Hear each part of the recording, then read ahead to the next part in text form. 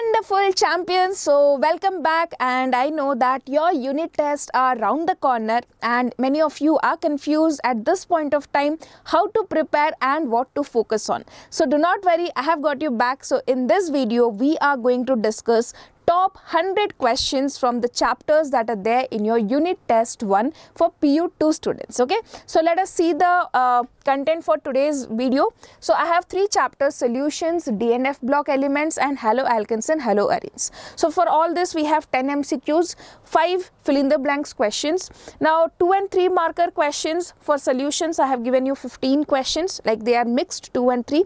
Actually in solutions chapter, if you see, any question can be like can be changed between 2 marker also, 3 marker also. For example, if they ask 2 differences between positive deviation and negative deviation, that comes under 2 mark. The same question can be asked in the 3 marker section as well. Okay, or suppose they have asked you state Raoult's law and write its mathematical unit, that is a 2 mark. With that, suppose they ask something, one more sub point is added, sub question is added, it becomes a 3 marker question. So I have not clearly segregated 2 and 3 marker questions for solutions. So I have given you 15 questions, which if you prepare these 15 questions, you can answer 2 marker questions also, 3 marker questions also. Next we have 6 numericals in this, okay, and the total number of questions is 35 for solutions chapter. Next, coming to DNF block, I have 10 questions in MCQ, 5 questions in FIB, 10 2 marker question and 10 3 marker questions, and you will get a total of 35 questions. Coming to haloalkanes, here we have 10 questions MCQ, 5 questions FIB, 10 here from haloalkanes I have only 2 marker question, right? Oh, just a minute. Yeah. Yes, so in haloalkanes you will get 2 marker questions. So I will discuss 10 2 marker questions and 5 marker questions, which again comes out to be total 30 questions, and if I add this I'll get total 100 questions. Okay, top 100 questions from these 3 chapters we will be discussing. Just a minute. Okay, clear? Now let's move to the first chapter, solutions, and see the questions. So these are your hot MCQs, okay? So not higher order thinking skills questions are there. So do comment your answers in the comment section for these MCQ questions, okay? Let's see the first question here. Which of the following statement is false? Okay, the relative lowering vapor pressure of the solution is equal to the mole fraction of the solute present in the solution. So if we remember the first colligative property, which says about the relative lowering of vapor pressure, delta P by P naught is equal to XP, right? Mole fraction of the solute. So this is a correct statement. Passage of solute molecules towards the solution side through a semi-permeable membrane is osmosis. So if you remember, in osmosis it is always the movement of solvent molecules, okay? Solute particles do not move in osmosis, solvent particles move. So that is why this is an incorrect statement. Next, let us see. The boiling point of a solution with non-volatile solute is always higher than that of the solvent. Yes, we have this colligative property, that is elevation in boiling point. Whenever we add a solute to the solution, the boiling point of the solution increases. Next, we have the boiling point of a liquid is the temperature at which its vapor pressure becomes equal to the atmospheric pressure. This is also the correct statement. So the incorrect statement or the false statement here is option number B. Let us see here question number 2. Which of the following given below concerning properties of solutions describes a colligative effect? Okay, the statement that we have been given here, you have to find which is describing a colligative effect. What do you mean by colligative effect? The properties which depend on amount of solute.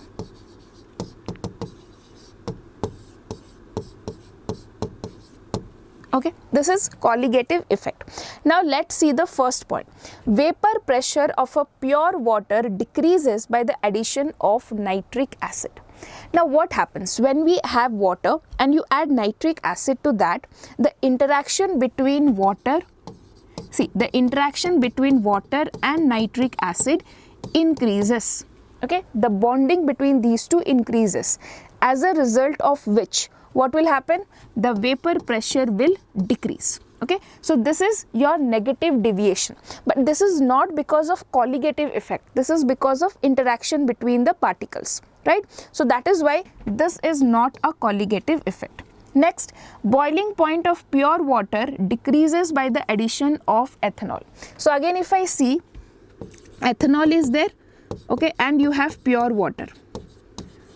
Now again, when you mix these two, see, pure water have very strong hydrogen bonding, ethanol have very strong hydrogen bonding, but when you mix these two, what happens? The interaction decreases.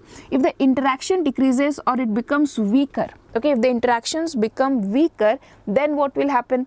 If this is happening, then I can say that the boiling point will also be decreasing. We can easily evaporate them because the particles have very weak force of attraction. So that is why this statement is also correct, but this is not because of colligative effect, it is because of the interaction purpose, or you can say in the form of interaction. Now one more thing that you have to understand here is colligative property is observed when we have a non-volatile solute, okay, a non-volatile solute is added to a volatile solvent.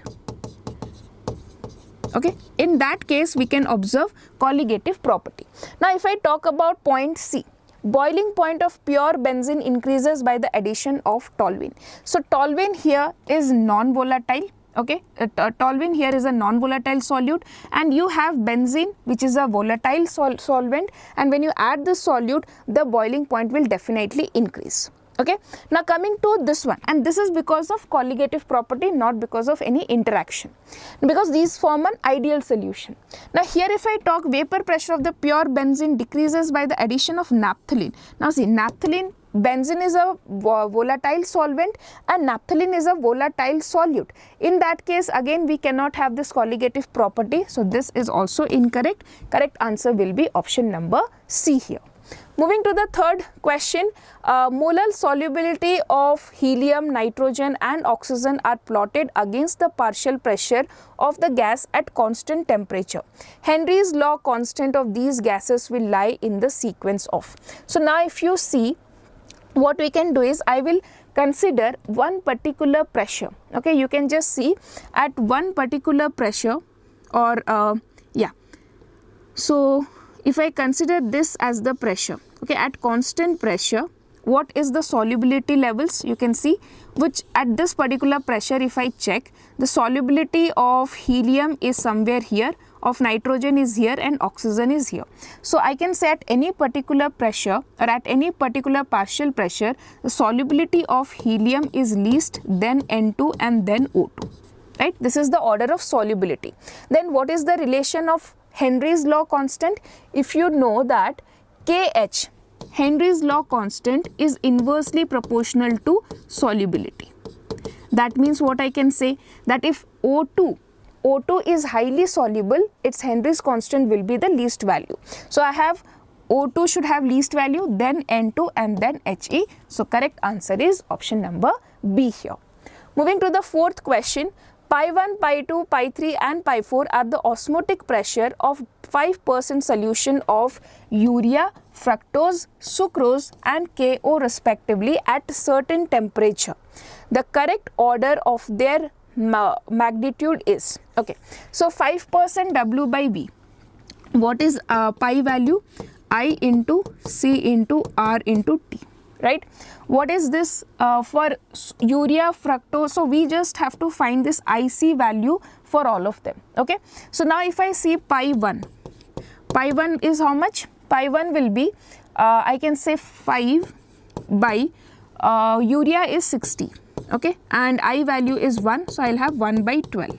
Oh, sorry, 5, yeah, I can cancel 1 by 12. Pi 2, if I check, pi 2 will be how much? 5%. Again, I value is 1 here because it is a non-electrolyte solute. Fructose mass is also 180. Okay, so I'll get 1 by, if I cancel this one, I'll get how much? 5 3s are 1 by 36. Yeah, this much I'll get. Next, if I talk pi 3, it will be 5% by sucrose. Sucrose is 342. Okay, so you can see this denominator is largest here, So that means pi 3 value will be the least one. Okay, pi 3 value will be the least one. Now we will also check the other one, that is KO. So for pi 4, if you see here, this will ionize to give you K plus and O2 minus. So I value here is 2, then I have 5, and what is the mass of potassium oxide? So I have K, actually I think the formula here should be K2O. Okay, so there's a slight mistake, K2O. So 39 is the mass of potassium into 2, 78, 78 plus 16. So that means 8 plus 6, 14, I have 94, right? 8 plus 6, 14, 94. So I have this much. Okay, so now if I just arrange, or if I just check all of them, here you can see that since this is having this I value, okay, since it is having more number of ions, and colligative properties depends on the number of ions produced. Okay, so I value here is more, definitely pi 4 will have the maximum value. Okay, so pi 4 is highest in these two, so I can eliminate these two options. Next you can check from here, pi 3 will be least, pi 1 will be highest, because you can see denominator is less here. So I have 5 by 60, 5 by 180, 5 by 340. So this 60 is the least number, so this pi value 1 will be higher. So pi 1, pi 2, pi 3, that is option number C here. Okay, next, moving to 5 question, the mixture which shows positive deviation from the Raoult's law. Positive deviation means the attraction between the particles is less. Okay, so what is positive deviation? Less attraction.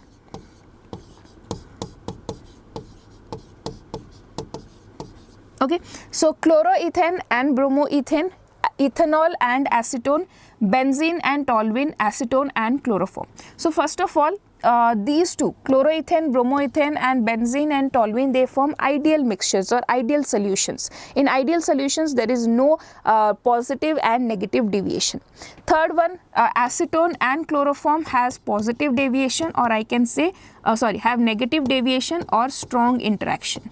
Okay, so ethanol and acetone have weak interaction and positive deviation. So the correct answer is option number B here.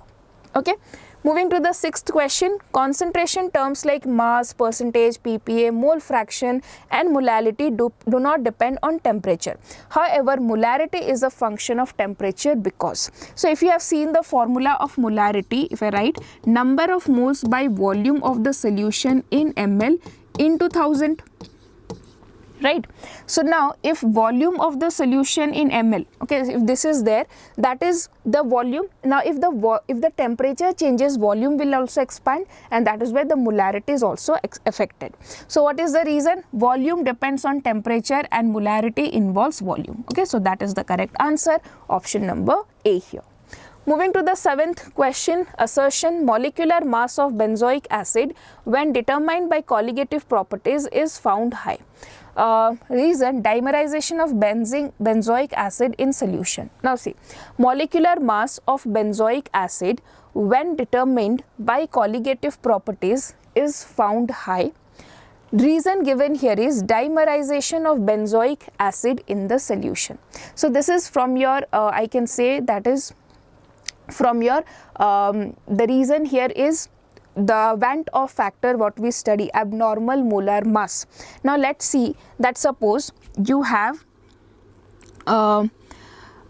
we have this formula for, okay, so any colligative property, okay, so any colligative property, if I take delta TB is equal to KB into M. Right.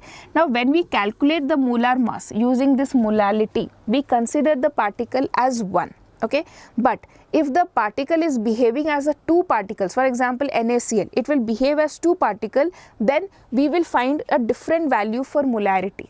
Okay, and when the particle is having a dimerization, or when the particle is 2 particles are becoming 1 particle, there is association in that. In that case, we will get higher molar mass than the expected value. So both assertion and reason is correct, and reason is the explanation. So option number A is the correct answer here. Moving to the 8th question, the mole fraction of the solvent is 0.9, the relative lowering of vapor pressure is. So this is very simple. The relative lowering of vapor pressure, delta P by P naught is equal to mole fraction of solute. right? Mole fraction of solvent is 0.1, mole fraction of solute is 0.9, then solute will be 0.1. Then relative lowering of vapor pressure is 0.1, which is option number A here. Second last question here. Dissolution of calcium chloride in water is exothermic process, while that of ammonium nitrate is endothermic process. Okay, the observation is, so if this is an exothermic process, then what will happen? If temperature increases, solubility of calcium chloride decreases, right? Next, if for this one, that is for ammonium nitrate, it is endothermic. So if we have temperature is increasing, then the solubility of ammonium nitrate also increases, right? These are the two things that we should be careful about. Let's see the first option here. Solubility of calcium chloride decreases with the increase in temperature. Yes, because it is an exothermic process. And that of the ammonium nitrate increases with the increase in temperature. Yes, that is correct, because this is an endothermic process. Okay. Last question, which when acetone and chloroform are mixed together, which of the following observation is correct? Okay, so when these two are mixed, what happens? There is a hydrogen bond formed between this hydrogen and this oxygen. It is denoted like this. So if you have like this double bond O, and you have Cl, Cl, Cl, and here you have H, and there is hydrogen bond formation here. So AA-BB interactions are stronger than AB interactions, means the interactions between acetone molecules and the interactions between I can say this is chloroform molecules, their each interactions are stronger than these two interactions, or AA-BB interactions are weaker than AB interactions. AA-BB, AB interactions are equal. The liquids form separate layers are immiscible. So as you can see here, there is an hydrogen bonding. So what happens is AB interactions are stronger than AA and BB interactions. Okay, so that is, or I can say AA-BB interactions are weaker than AB interactions. That is option number B here. Okay, fine. Now let's move to the fill in the blanks question. So here we have 5 fill in the blanks. This one is slightly below the margin, but I hope you can see it. Let me come to this side. Okay, the first question here is, people taking a lot of salt develop swelling or puffiness of their tissues. This disease is called, so I think all of you might be knowing this disease is called as edema. Okay, so where this is because of osmosis phenomenon. When we study about this particular disease. At the same temperature, nitrogen gas is less soluble than oxygen. Okay, in less soluble in water than oxygen. Okay, next, the best colligative property to determine the molecular mass is osmotic pressure. Okay, I'm just writing osmotic pressure. Okay, next, fourth one, a dash solution showing negative deviation form an azeotrope with highest boiling point. So we have a non-ideal solution. Okay, next, fifth one, less is the colligative property, dash is the molecular mass. So you can take anything. For example, delta TB is equal to Kb into number of moles by molar mass into 1000 by mass of the solvent. That this is the formula of molality. So if less is the colligative property, more will be the molar mass. So that is why this is more. Okay, I hope you have got all the answers. Now we will be moving to subjective answers, like 2 or 3 marker questions. So as I told you, in this particular chapter, 2 and 3 marker questions can be intermixed. So I have taken some 15 2 and 3 marker questions together. We'll discuss that. What are factors on which the solubility depends? This is very important question. Solubility can be depending on 4 factors: nature of the solute, nature of the solvent, pressure and temperature. Okay, you can remember 2 to 3 factors. It can be asked as a 3 marker or as a 2 marker question. Nature of the solute, nature of the solvent, pressure and temperature. Moving to the second question, what is saturated solution, unsaturated solution? What is the effect of temperature on solubility of solids in liquids? Okay, effect of temperature on solubility of solids in liquids. Okay, now let's see what is saturated solution. Saturated solution is a solution in which no more solute can be dissolved at a particular temperature. What is unsaturated solution? Unsaturated solution, just the opposite of that, where you can dissolve more solute at a particular temperature. A solution in which solute can still be dissolved at a given temperature. Okay, like for example, if you have taken 1 glass of water, temperature is 25 degrees Celsius. Suppose in this glass 10 spoons of, or I will just write, suppose I am just writing here, in this 2 gram of sugar is possible to dissolve. If already 2 gram of sugar is dissolved, then it is saturated solution, you cannot dissolve further here. But if only 1 gram is dissolved, you can add still 1 more of sugar to the solution, then we will call it as a unsaturated solution. Clear?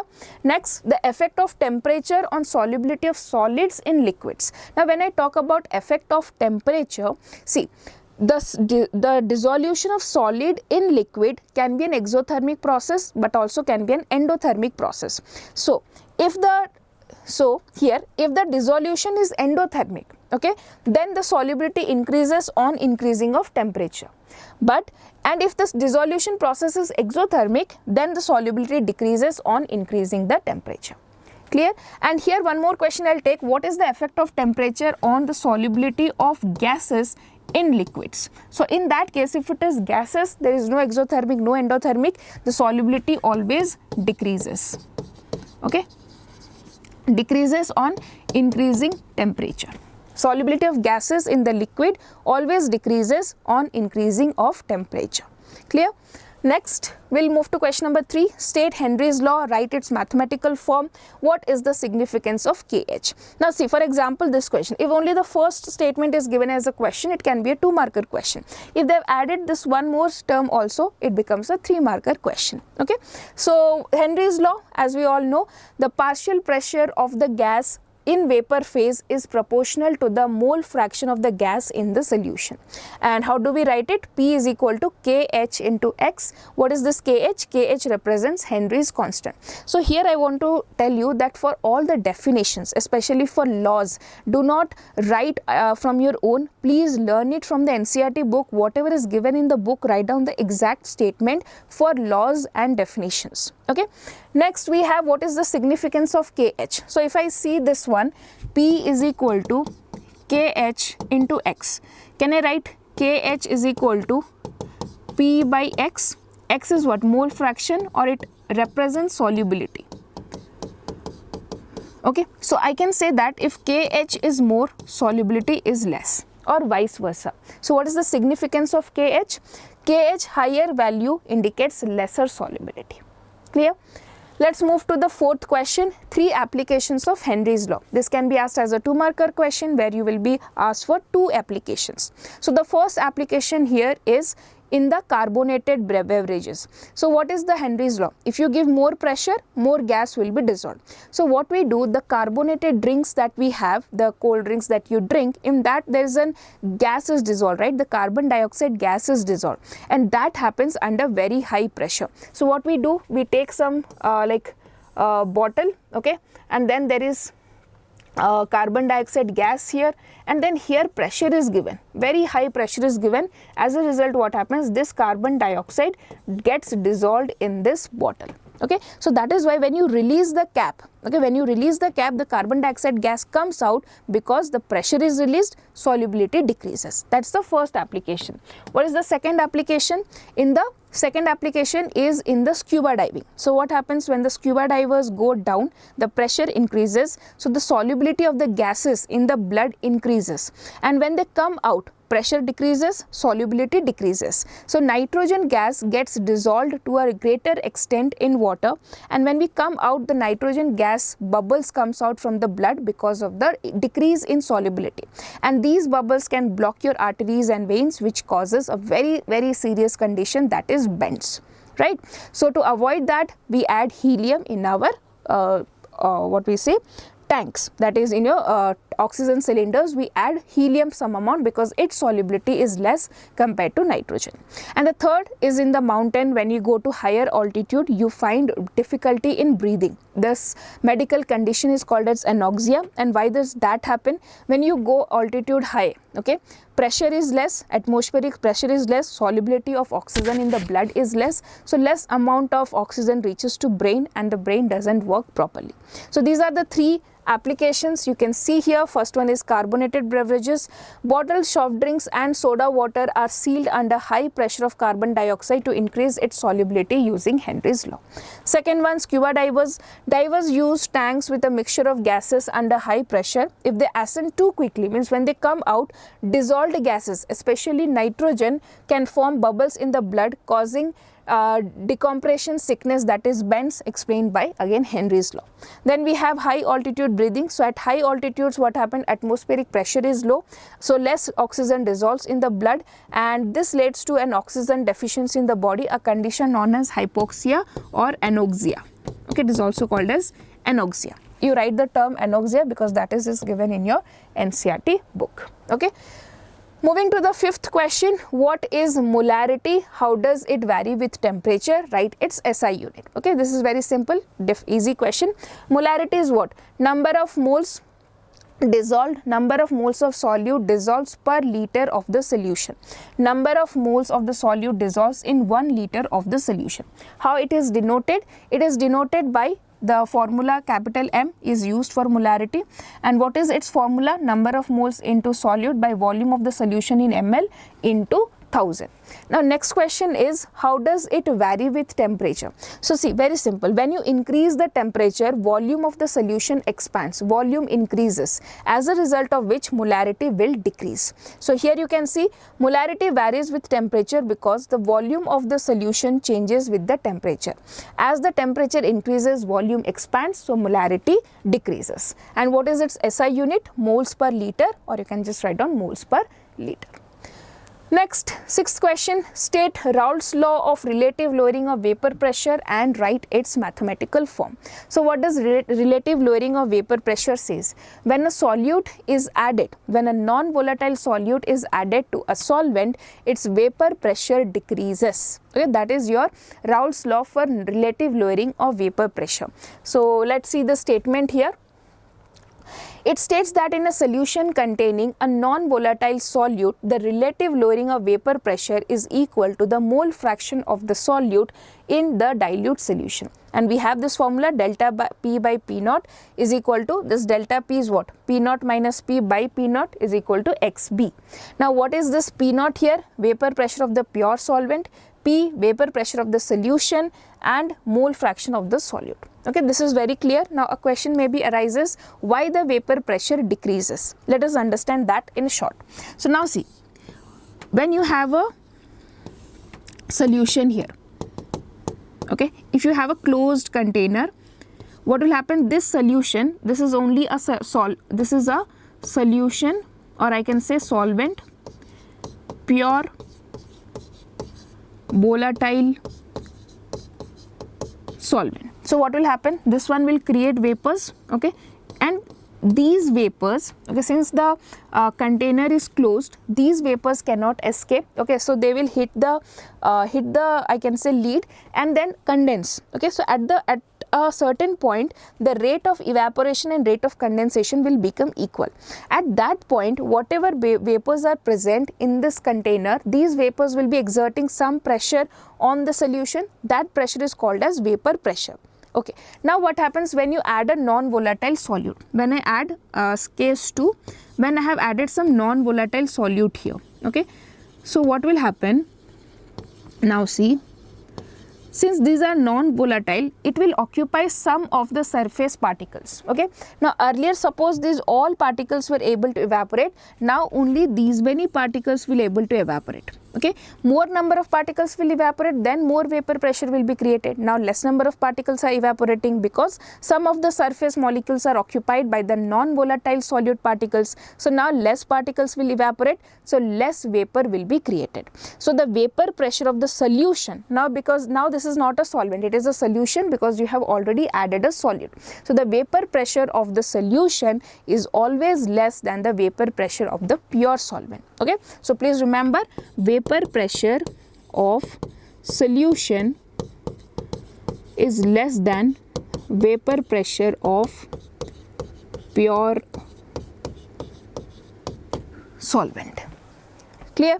Okay, moving to the 7th question. What is non-ideal solution? Give example.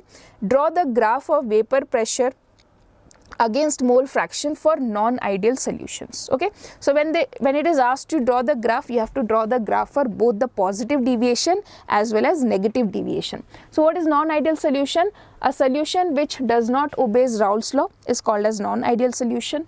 Give examples. You can have many examples: HCl in water, ethanol and water. These are the examples of non-ideal solution. Now you have to draw the graph. So if in case of ideal solution, how is the graph? If you remember, for ideal solution, okay, so for ideal solution the graph is like this, somewhere like this. Okay, this is x1 is equal to 0 to 1, and here we have x2 1 to 0. That means here I have only particle 2, so this pressure, so this x1 is going from 0 to 1, so this is your P01, and x2 is going from 1 to 0, so this is P02, and this value is your P total, which is P01 x1 plus P02 x2. This graph is for ideal solution. Okay, so we have revised this also. If this is asked also, you should be able to do it. Now in case of a non-ideal solution, what will happen? The total vapor pressure is in case of negative deviation, the vapor pressure decreases, so you will have a graph like this. All the vapor pressure you have to decrease, and for positive deviation the vapor pressure increases, so this one will increase. Okay, moving to the 8th question. 3 difference between ideal and non-ideal solution. This again can be a 2-marker or a 3-marker question based on how many points are asked. So I'll give you 4 important points. The first one is it obeys Raoult's law, does not obey Raoult's law. Then ideal solution, delta H mix is 0. This is not equal to 0. V mix equal to 0, not equal to 0. AB interactions are equal to AA-BB interactions. AB interactions are not equal to AA-BB interactions. Examples are again important. Please mention. Here you can write down benzene plus toluene as a ideal solution, and here I can write one example of ethanol plus water. Okay, so these are your examples. So I have given you 5 points. You should be remembering at least 3 points. Okay, and example is a must important point. Next, moving to 9th question, difference between the differentiate between the types of non-ideal solution. So as I discussed just now, we have positive deviation and negative deviation. So positive deviation is what? So you can see positive deviation is where the AB interactions are weaker than AA and BB interactions. Here AB interactions are stronger than AA-BB interactions. That is the first point. Here P total is more than the Raoult's law pressure, or the total pressure that we calculate using the Raoult's law. The pressure in this type of solutions will be more than that calculated value, and here the total pressure is less than that calculated value.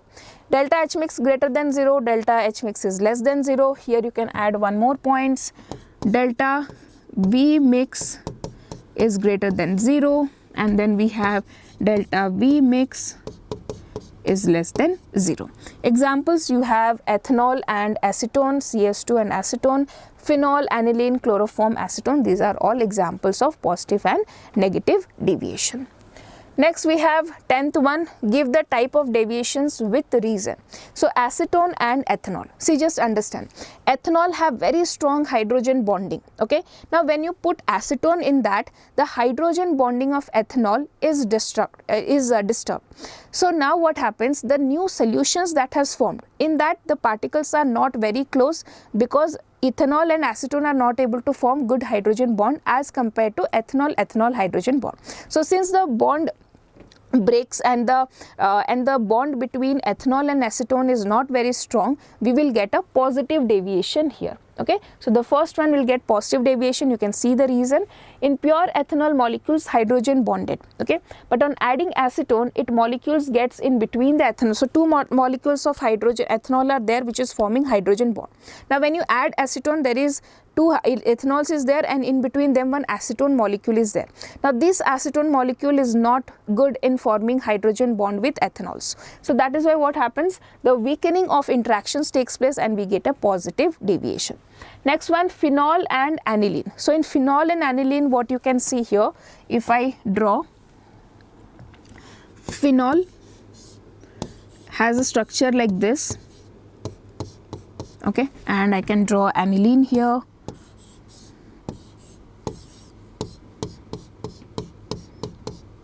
Okay, now see, in phenol and aniline, what happens, there is one possibility of hydrogen bonding between these two, and there's also a hydrogen bond between these two, right? So now what happens, between these two the number of hydrogen bonds increases. Earlier when only phenol or only aniline was present, so if I see, I have only phenol,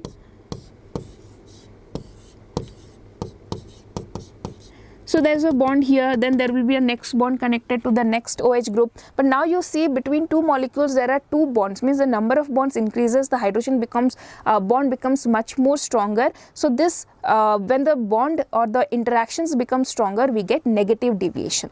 And next one, chloroform and acetone. So if you see for chloroform and acetone, I have already shown you. So acetone is like this, okay, and we have chloroform here, we have chloroform here. So this here we get a hydrogen bond, okay. So that is what is the important one, and here we will get negative deviation because of strong interaction. Next, 11th question, what are azeotropes, and mention its types with examples. So what are azeotropes? So azeotropes are those solutions, okay, which like if you mix two things, right, the first one will have a different boiling point, second one will have a different boiling point, but when you mix them in a certain composition, if they have one constant boiling point, that is called as azeotropic mixture, and they have the same composition in the vapor phase as well as in the solution phase. So let's see the definition here. So what is azeotropes? Binary liquid mixtures having the same composition in liquid and vapor phase and boil at a constant temperature is called as azeotropic mixture. Mention its types. So we have maximum boiling azeotrope. Its example is nitric acid and water, 32% water and 68% nitric acid. You have negative deviation, minimum boiling azeotrope, ethanol and water, where ethanol is 95%. Okay. Next, differentiate between maximum and minimum boiling azeotrope. So this is very simple. Maximum boiling azeotrope will show negative deviation, minimum boiling azeotrope will show positive deviation. Next, here they boil at a temperature higher than the boiling point of each component. Okay, so since it is maximum boiling azeotrope, suppose one is 32 degree, another is 40, so the mixture will boil at a temperature higher than the individual boiling points. Here they will boil at a temperature lower than the individual boiling points. Then you have examples, same nitric acid and water, here ethanol and water. Okay. 13th one, what is osmotic pressure? Give equation. What is reverse osmosis? Okay, so first let us understand what is osmosis, then we will understand what is osmotic pressure. I know all of you might be knowing, but let me just explain you here. Some students might get confused. So see, when you have two solutions, okay, you have two solutions. This side, this is a concentrated solution. Okay, this is a dilute solution. Okay, this is what we call a semi-permeable membrane. Okay, and this semi-permeable membrane allows only solvent particles. Okay, it allows only solvent particles to move from one side to other side. Now tell me, if the there is a gradient, always it moves from high concentration to low concentration. Now if I draw, this is a dilute solution, means there is more solvent particles here, right? Here we have more number of, so what is there, for example, just see, this is a concentrated solution, means it will have less water, or it is concentrated, and here it is more solvent is there. So let us assume that here these all solvent particles are more. So what will happen when you put the semi-permeable membrane, the solvent particles will start moving from this side to this side. Okay, from a dilute solution to concentrated solution, or the side in which the solvent particles are in more amount, from that to a side in which the solvent particles are in less amount. Okay, we are discussing completely about solvent. The side in which solvent particles are more, they will move to the side where the solvent particles are less, and they will move up to, this will continue up to what time? Up to when both the solutions are now equal. Okay, up to this the osmosis process will take place. Clear? So now if I go back, so okay, so now we have understood what is osmosis. Then what is osmotic pressure? So again if I draw, so this was flowing this side, right? Now if you give a pressure on this side, okay, if you give some pressure on this side to stop this osmosis, the pressure required exactly to stop the osmosis process is called as osmotic pressure. Okay, how do we write the formula for that? It is pi is equal to C into R into T. We'll talk about these terms. Now let us also discuss what is reverse osmosis. Now what is osmosis direction? Because this is dilute particles, or this is diluted solution, the osmosis direction was in this direction, right? And when you have given a pressure here, the osmosis has stopped. But what if you give more pressure on this side? Okay, so if you give more pressure, then what will happen? The solvent particles will start moving from lower concentration of solvents to higher concentration of solvent. The direction of osmosis changes, and that is called as reverse osmosis. So if I see the answer here, you can see the external pressure applied on the concentrated solutions to stop osmosis is called as osmotic pressure. Pi is equal to C into R into T. Here let us just define the terms. So C is what? Molarity. Okay. R is gas constant, and T is temperature. Okay, pi is equal to CRT. Okay, next, what is reverse osmosis? When a pressure more than the osmotic pressure is applied on the concentrated solution, the solvent flows from the concentrated solution to the dilute solution through a semi-permeable membrane. This is called as reverse osmosis. Okay. Then next question, what is abnormal molar mass, what is Van 't Hoff factor, what is the value of I for K2SO4. So when the solute particles, okay, either associate or dissociate, then the calculated molar mass is either higher or lower than the actual value. So this wrong molar mass that we calculate because of the dissociation and association of the solute particles, that is called as your abnormal molar mass. Okay, so let's see that. So the molar mass determined by the colligative properties is found to be lower or higher than the expected normal molecular mass. Such a molecular mass is called as abnormal molecular mass. What is Van 't Hoff factor? Van 't Hoff factor is the ratio between normal mass to abnormal mass. Okay, there are different formulas, you can take any formula. For K2SO4, what is the I value? So if I see K2SO4, how does it dissociate? It gives 2K plus and 1 SO4 2 minus. So total number of ions will be 3. So I value will be 3 here. Okay. 15th question, write the expression to relate the cryoscopic constant and the change in enthalpy of fusion. Explain the terms involved in it. This is very simple. Kf is equal to RTF square divided by delta H of fusion into 1000, where R is your gas constant, Tf is the freezing point of the pure solvent, delta H fusion is the enthalpy of fusion, and I think Kf is the cryoscopic constant or molar depression constant. Similarly, we can also have a formula for Kb. I'll write here.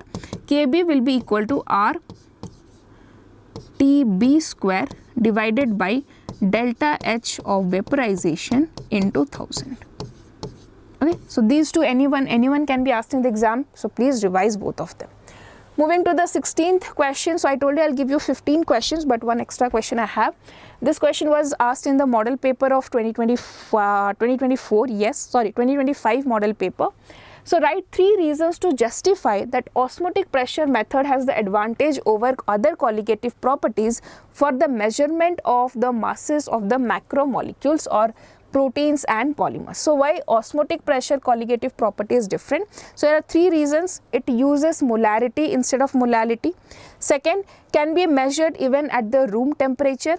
And third, magnitude is large as compared to the other colligative properties. Okay, so these are the 3 reasons that you should remember why osmotic pressure are preferred for the calculation of molecular masses of macromolecules like proteins and fats or polymers. Clear? Fine. Now we'll go to numerical questions. So there will be 3 marker numerical questions will be there. Okay, so we will be doing different types of problems. So let's discuss with the first question. The mole fraction of helium in a saturated solution is this much. So let me first solve the values. Mole fraction here is how much? 1.2 into 10 to the power of minus 6. Find the pressure of helium above the solution. Henry's constant is given to you, 144.97 kilobar. Okay, so what is the formula? P is equal to KH into X. What I have to find? The pressure. So simply I have to multiply this one, 1.2 into 10 to the power of minus 6. This is the X value, KH value is. Okay, now if I solve this, you will get the answer here, 1.74 into 10 to the power of minus 4 kilobar. Okay, clear? Moving to the second question, calculate the mass of a non-volatile solute which should be added in 114 gram of octane to reduce its vapor pressure to 80%. So now just understand the question. You have a solvent. Okay, this solvent is octane. Now you are adding a solute to this one. Now if you remember, when we add a non-volatile solute, the vapor pressure is decreasing. Suppose now the vapor pressure here is 100. Okay, it should decrease to 80%. Means it should be now, earlier which was 100, after adding this solute it should become 80. So the question is, how much solute should be added to this particular solvent so that the vapor pressure decreases by 80% or decreases to 80%. Okay, so let's see the question here, or let's see what data is given to us. Non-volatile solute is given whose molar mass is, so I'll just write down, molar mass of solute is how much? 40 grams per mole. Next, 114 gram of the solvent. So mass of the solvent is how much? 114 gram. What is the solvent here? Octane. What is the formula of octane? C8H18. So if I see molar mass of solvent, okay, that is equal to 114 gram. If you just calculate here, 12 into 8 is 96, 96 plus 18, that will give you 114 gram per mole. Okay. Next what we have, okay, the P value or P naught value is 100, means the initial pressure you have to consider is at 100 and the new pressure is 80. Okay. So now can we calculate here? P naught minus P by P naught is equal to XP. This is my formula. XB can be written as NB by NA. So I have told you, when we consider dilute solutions, you don't have to put NB in the denominator. You can neglect that, okay, in term while solving. NB can be written as WB by MB into WA by MA. Right? So this A stands for solvent, B stands for solute. So I have this all data, I just need to calculate this WB. So let us substitute here, I'll substitute this side. So that will give me 100 minus 80 by 100 is equal to, WB is how much? That I have to calculate. Molecular mass of the solute is 40. Then you have here the MA 114, WA is also 114. So I've just solved this and you have to calculate the value of WB, which will come to be 8 gram. Okay, so answer here is 8 gram. And one more thing I want to see here, when you are using this formula, no, please specify what is B and what is A. So I can write down B here represents solute and the A represents solvent. Please write down this one, and the solvent given in the question is octane. Okay, so please mention this in the question. Okay. Next, question number 3, 450 centimeter cube of an aqueous solution of a protein contains 1 gram of protein. The osmotic pressure at 310 Kelvin is this much, 3.1 into 10 to the power of minus 4 bar. Calculate the molar mass of the protein. So let's write down the given data. So I have 450 centimeter cube. So I'll write volume of solution. Volume of solution is 450 centimeter cube. That is equal to 450 ml, because 1 centimeter cube is equal to 1 ml. Okay, that is done. Contains 1 gram of protein. So what is my, I can write W, small w, WB is 1 gram. Okay. Osmotic pressure is given to me, pi value, what is that? 3.1 into 10 to the power of minus 4 bar. Next we have to calculate the molar mass, and R value is given to me 0.083 liter bar mole inverse Kelvin inverse. And what is the temperature here? 310 Kelvin. Okay, let's solve this. So I have here pi is equal to, for C I can write WB by MB into 1000 by volume into R into T. So pi value is 3.1 into 10 to the power of minus 4, right? WB I have to calculate. MB is, sorry, WB is 1 gram, I have to calculate MB. 1 MB I have to calculate. 1000, volume is 450, R value is 0.83, temperature is 310. Now if you solve this, you will get as 184444 gram per mole. Okay, so we will get 1,84,444 gram per mole. Moving to the fourth question, 1 gram of a non-volatile, 1 gram of a non-electrolyte solute dissolved in 50 gram of benzene lowered the freezing point of benzene by 0.4 Kelvin. The freezing point depression constant of benzene is 5.12 Kelvin. The molar mass of the solute is. So here if I see, let me add all the data first. So I have WB, that is mass of the solute, 1 gram. Okay. Dissolved in 50 gram of benzene. So what is the mass of the solvent? A represents solvent, which is 50 gram of benzene. Lowered the freezing point. So what is delta TF here? Delta TF is 0.4 Kelvin. Okay. The freezing point depression constant KF here is 5.12 Kelvin kilogram mole inverse. You have to find molar mass of the solute. Okay.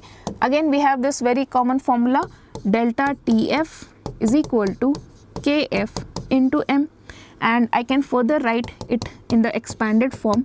Molality is WB by MB into 1000 by W. Now let's solve this. So what is KF value? 5.12. WB value is 1 gram. MB I have to calculate. 1000. WA is how much? WA is 50 grams. Yes. And this one, delta TF is 0.4. Okay, so now we have to solve this, and MB value will get 256 gram per mole. Okay. Moving to, I am not doing any calculation, students, because you have calculator allowed in the PU2 examination, so you can do the calculation very clearly and get the answer directly. Okay. Moving to the fifth question, on dissolving 3.46 gram of a non-volatile solute in 100 gram of water, the boiling point of the solution was raised to that of the pure water by 0.12 Kelvin. Calculate the molar mass of the non-volatile solute. This is a very simple, I can say similar question to the previous question. Let's write down the data. We have 3.46 gram of non-volatile solute. So what is WB? 3.46 gram. Okay. Dissolved in 100 gram of water. So what is WA? Oh, sorry. I'll write below. Yeah. Okay. What is WA? 100 gram of water. Okay. Boiling point of the solution was raised. So what is delta TB? This is equal to 0.12 Kelvin. Calculate the molar mass of the non-volatile solute. Kb value given to me is 0.51 Kelvin kilogram mole inverse. Okay. And you have to calculate molar mass.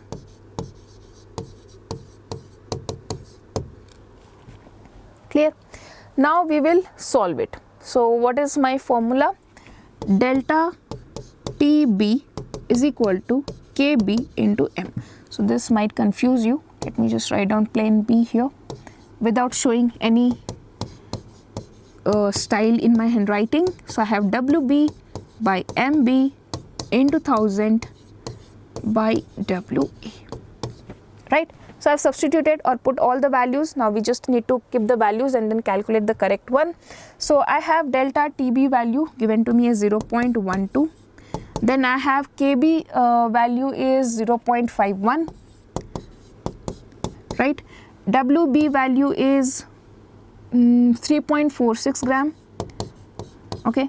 MB value I have to calculate 1000 and WA is 100 grams. So yes, now you can just solve this to calculate this MB value, and once you put this value and calculate, you will get 147.05 gram per mole. Okay, again I am not doing the calculation, directly by calculator you can do it.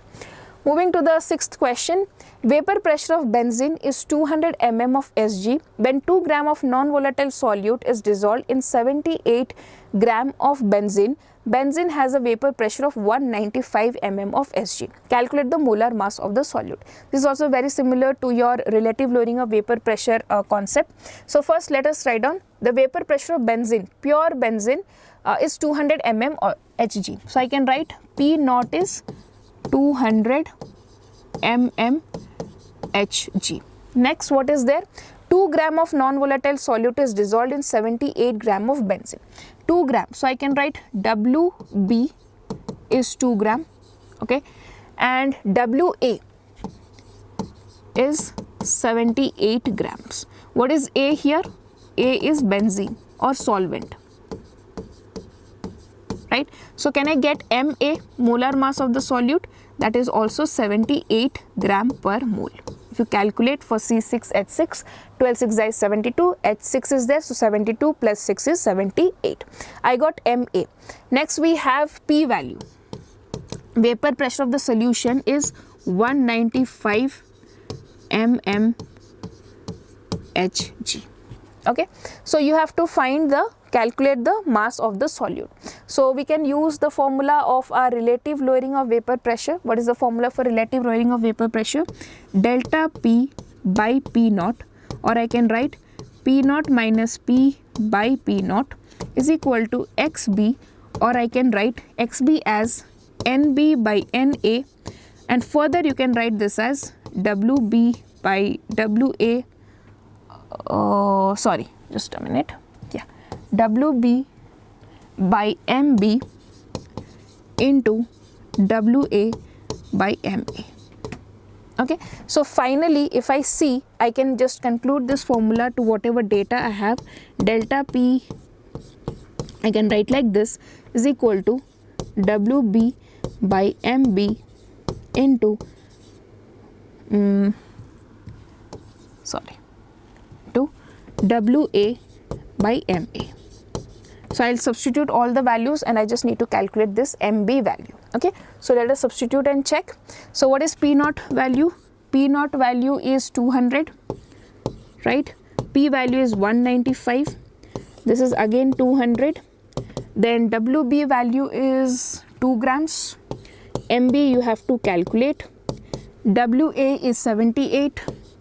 MA is also 78. So I'll get 5 by 200. Okay, this is getting cancelled. So MB is there. So I have 400 by 5. So that comes out to be 80 gram. Okay, so answer will be 80. You can check the calculation. So students, now we are done with the chapter solutions, and from here we will move to the next chapter, that is D and F block elements. Okay, so students, now we will move to the second chapter, that is D and F block elements. Okay, so here what all things I have already mentioned in the comments in the first part, but I'll just repeat it once again. So in MCQ we will have 10 questions. In fill in the blanks I'll have 5 questions. 2 marks you will have 10 questions, and you will have 3 marks, I can say 10 questions. Okay, so basically I'll be discussing the answers of all the questions. So do like for MCQs and fill in the blanks, put down your answers in the comment section so that you also feel engaged with the session. Moving to the first question, the magnetic moment of the transition metal is 15 bm, therefore the number of unpaired electrons present in it is. So what is the formula of magnetic moment? Magnetic moment is root over of n into n plus 2. Okay, and we have got this value as 15 according to the question. So what should be the value of n, that if I substitute I'll get 15 here? You can try with the options. So first option is 3. So if I put 3 into 3 plus 2, that is equal to 3 into 5, that is equal to 15. So the correct answer for this question will be option number A. Okay, very good question. Moving to the second question. Potassium permanganate acts as an oxidant in alkaline medium and acidic medium. So it is a very strong oxidizing agent. We all know that potassium permanganate and dichromate both are very strong oxidizing agent. The final products formed in the two conditions are respectively. So here you should be knowing that potassium permanganate, okay, in alkaline medium gets converted to MnO2, okay, in alkaline medium, and in acidic medium gets converted to Mn2 plus. Here the oxidation state is +7, here the oxidation state is +7, and here it is +4. So it gets, first one is alkaline medium. So in alkaline medium we get MnO2, and in acidic medium we get Mn2 plus. So the correct answer will be option number D. Next, moving to the third question, the number of electrons in the 3d orbital of V2 plus, Cr2 plus, Mn2 plus and Fe2 plus are 3, 4, 5 and I think this is also 4, okay, respectively. Which of the following will have the largest value of magnetic moment? Now, sorry, 3, 4, 5 and 6. Okay, so I have V2 plus, it has d electrons, how much? 3. Okay, then I have Cr2 plus, it has 4, Mn2 plus has 5, and then I have what is it, Fe2 plus has 6. Okay, so now if I write the configuration, if you see d orbital has 1, 2, 3, 4, 5 electrons, so it will have 3, then you will have 1, 2, 3, 4, 5, so it will have 4.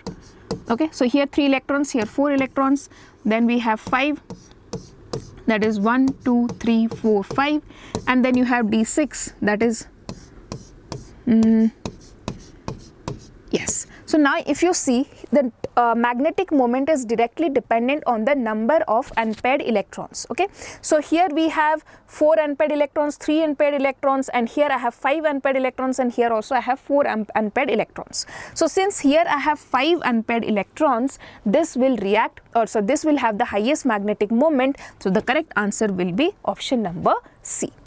Moving to the fourth question, the correct order of E0 values with negative sign for the 4 successive elements chromium, manganese, iron and cobalt. So I have given you the value here. This is scandium, titanium, vanadium, chromium, manganese, iron, cobalt, nickel, copper and zinc. Okay, so now you have to tell which is having the highest value. Okay, so if you see, you're irrespective of the negative sign, because it is negative sign for the 4 successive elements. So if I see chromium is minus 0.9, manganese is minus 1.18, then iron is 0.44, and this is 0.28. So which is the maximum value I have? That is manganese. Okay, so here I have only first option manganese, other all options are wrong. Then after manganese I have chromium, okay, then iron, and then cobalt. So option number A is the correct answer. Moving to the fifth question, the correct order of ionic radis of Y3 plus, La3 plus, Eu3 plus and lutetium 3 plus. So now if you see, Y3 plus comes in the before period here, in the like this all elements comes in the 6th period. Okay, these all elements comes in the 6th period, it comes above to that. So as we go down the group, the size increases, so definitely Y3 plus size will be less than these elements. So I have first should be Y3 plus, these two options I can eliminate. Now if you see lanthanum, europium and lutetium, so along the period the size decreases. I have lutetium here, europium here and lanthanum here. So after this one, the smallest size will be of lutetium. So after Y3 plus I need have lutetium, then europium, then lanthanum. So option number D is the correct answer here. Next, you have to fill in the blanks. This is from the not fill in the blanks. You have to identify the reagent. These are the this is the method of preparation of potassium dichromate, right? So Na2CrO4 with H2SO4 will give you Na2SO4. So I can remove this one, H2SO4, H2SO4. Na2SO4 plus what is the another product? We get Na2Cr2O7. Okay, so Na2Cr2O7. Then with KCl we get K2Cr2O7. So option number D is the correct answer. Next, here you have to find X, Y and Z. So lanthanum with water will give you lanthanum hydroxide, LnOH3. So I can eliminate these all options because here it is OH2, here it is OH3, plus hydrogen gas is produced. With oxygen it gives you Ln2O3, and with acids it produces hydrogen gas. So option number B here. Then 8th question, V2O5 reacts with acids as well as alkalis to give dash and dash respectively. Okay, here we have two blanks. So if you know V2O5 is an amphoteric oxide. Okay, so that is why it reacts with both acids and bases. So when it reacts with acids it gives you VO4 plus, and with alkalis it gives you VO4 3 minus. So the correct answer here will be option number A. Next, 9th one, the electronic configuration of yttrium is 4F145S2 and that of lutetium is 4F145D16S2 can be explained on the basis of the extra stability of the half-filled orbitals. So there is no half-filled orbital, so this point is wrong. The extra stability of completely filled d orbitals. Now see, the after once the 70 is done, okay, here after 4F and 5S you have after, sorry, this is 6S actually. Yeah, so after 4F and 6S we have to fill 5D. Okay, so that is nothing about stability, but it is the usual rules of the arrangement of electrons in their orbital. The electrons must be filled in the increasing order of the energy levels. So that is why this electronic configuration we get. So here will be option number C.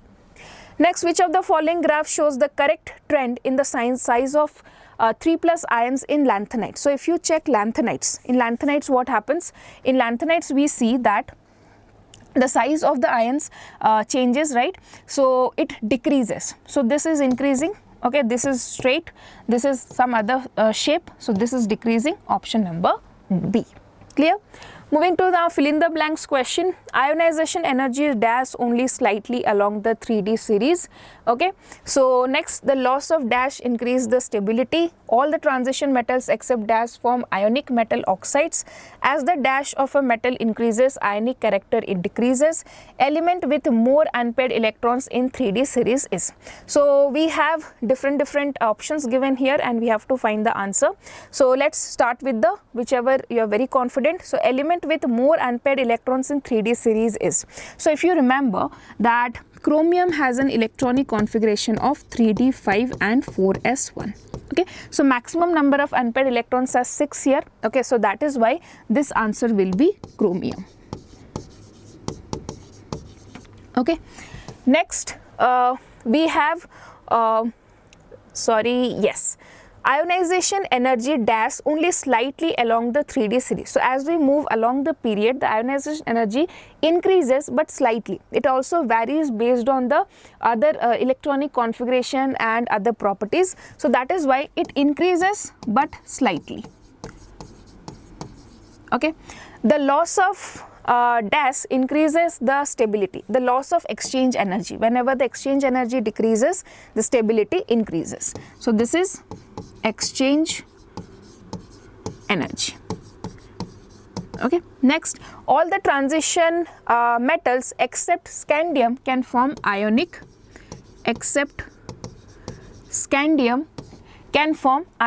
metal oxides. As the oxidation number of a metallic character increases, the ionic character decreases. So here we have oxidation number. Okay, clear? Now we will go to theory questions. So first we have some 2-marker questions, 10 2-marker questions and 10 3-marker questions. Quickly take a screenshot and just practice these questions. Okay, the first question here is, what is the common oxidation state shown by lanthanides, and mention any one consequence of lanthanide contraction. So the first is the common oxidation state shown is +3, and you have to write one consequence. So the one consequence that you can write is the size similarity of 4D and 5D elements have same size. Okay, so you can see here, due to lanthanide contraction, the atomic radius of zirconium and hafnium is almost same. So they occur together and it is difficult to separate them. So actually in the book 3 consequences are given. Apart from this, you should be remembering other 2 also. So one consequence is this one. Okay, and the second consequence is the basicity decreases. Basicity decreases along the period. Okay, and one more consequence is there. What is that? You have to comment and tell me in the comment section. Okay, drop down your comments about the third consequence of lanthanides. Now moving to the second question, name the 3D series element having maximum melting point and minimum melting point. So if you see melting point graph, chromium is the element because it is having maximum number of unpaired electrons. There is very strong intermetallic bonding, as a result of which chromium is the one which is having highest melting point. And if you see minimum melting point, it is zinc, definitely, because zinc has no unpaired electron, so it does not have intermetallic bonding, or there is no metallic bonding in zinc, so that is why its melting point is minimum. Okay, so what I can say here, chromium has maximum unpaired electrons that results into strong metallic bonding. Okay, next here what we can do for minimum melting point, we have obviously zinc. Why? Because it has no unpaired electron, so that is why no metallic bonding. Okay, I hope you got the reason as well as the answer here. Moving to the third question, 2 examples of amphoteric oxides. So first of all, what is amphoteric oxides? That can react with both alkali and acids. Okay, so the examples for here are V2O5 and Cr2O3. Very, very important example. Now here you have to comment something to me in the comment section.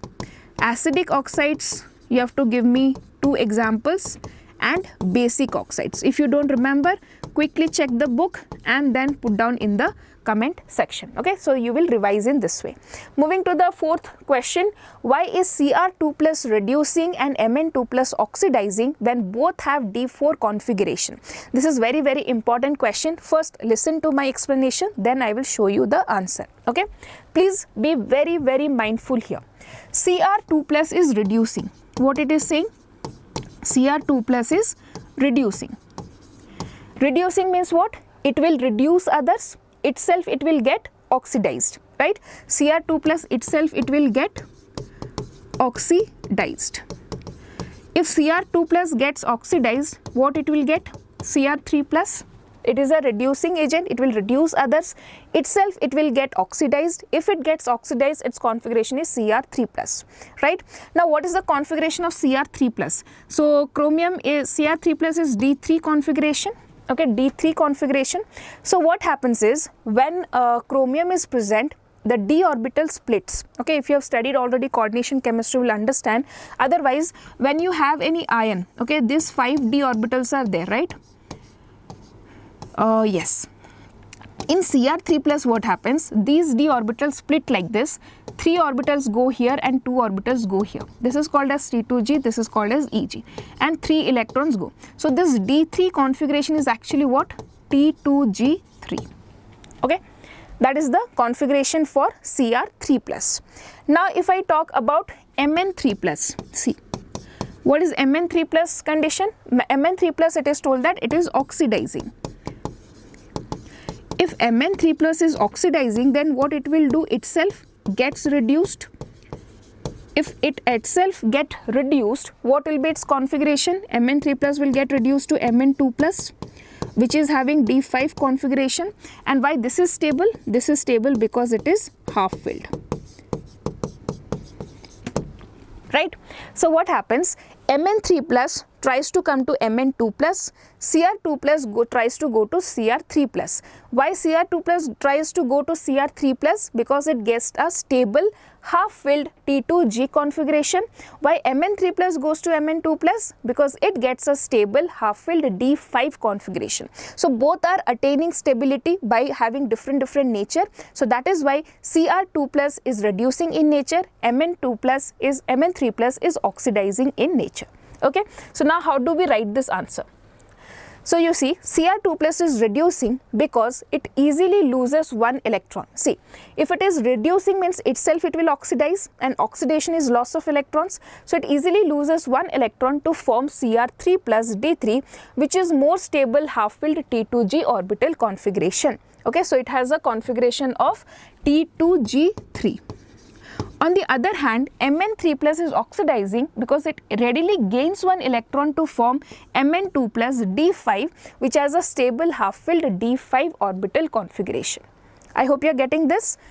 Okay, moving to the 5th question. Tungsten metal is used as a filament in the bulb, but zinc metal cannot be used in the bulb. So tungsten, if you see, it is a you have chromium, molybdenum, and then tungsten. Okay, so tungsten is an element with the highest melting point, so that is why it has a strong intermetallic bonding.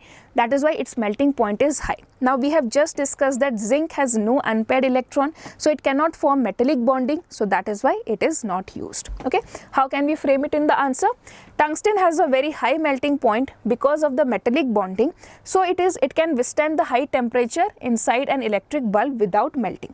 But if I compare, zinc has a lower melting point of only 420 degrees Celsius because of lack of metallic bonding.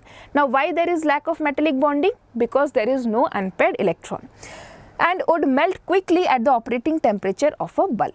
Okay, so that is why we can use tungsten but not zinc. Next question, why manganese exhibit the maximum oxidation state of +7 only with oxides? So here let us understand something. See, higher oxidation states, okay, higher oxidation states of a metal, when the metal is in its higher oxidation state, it forms bond with 2 elements.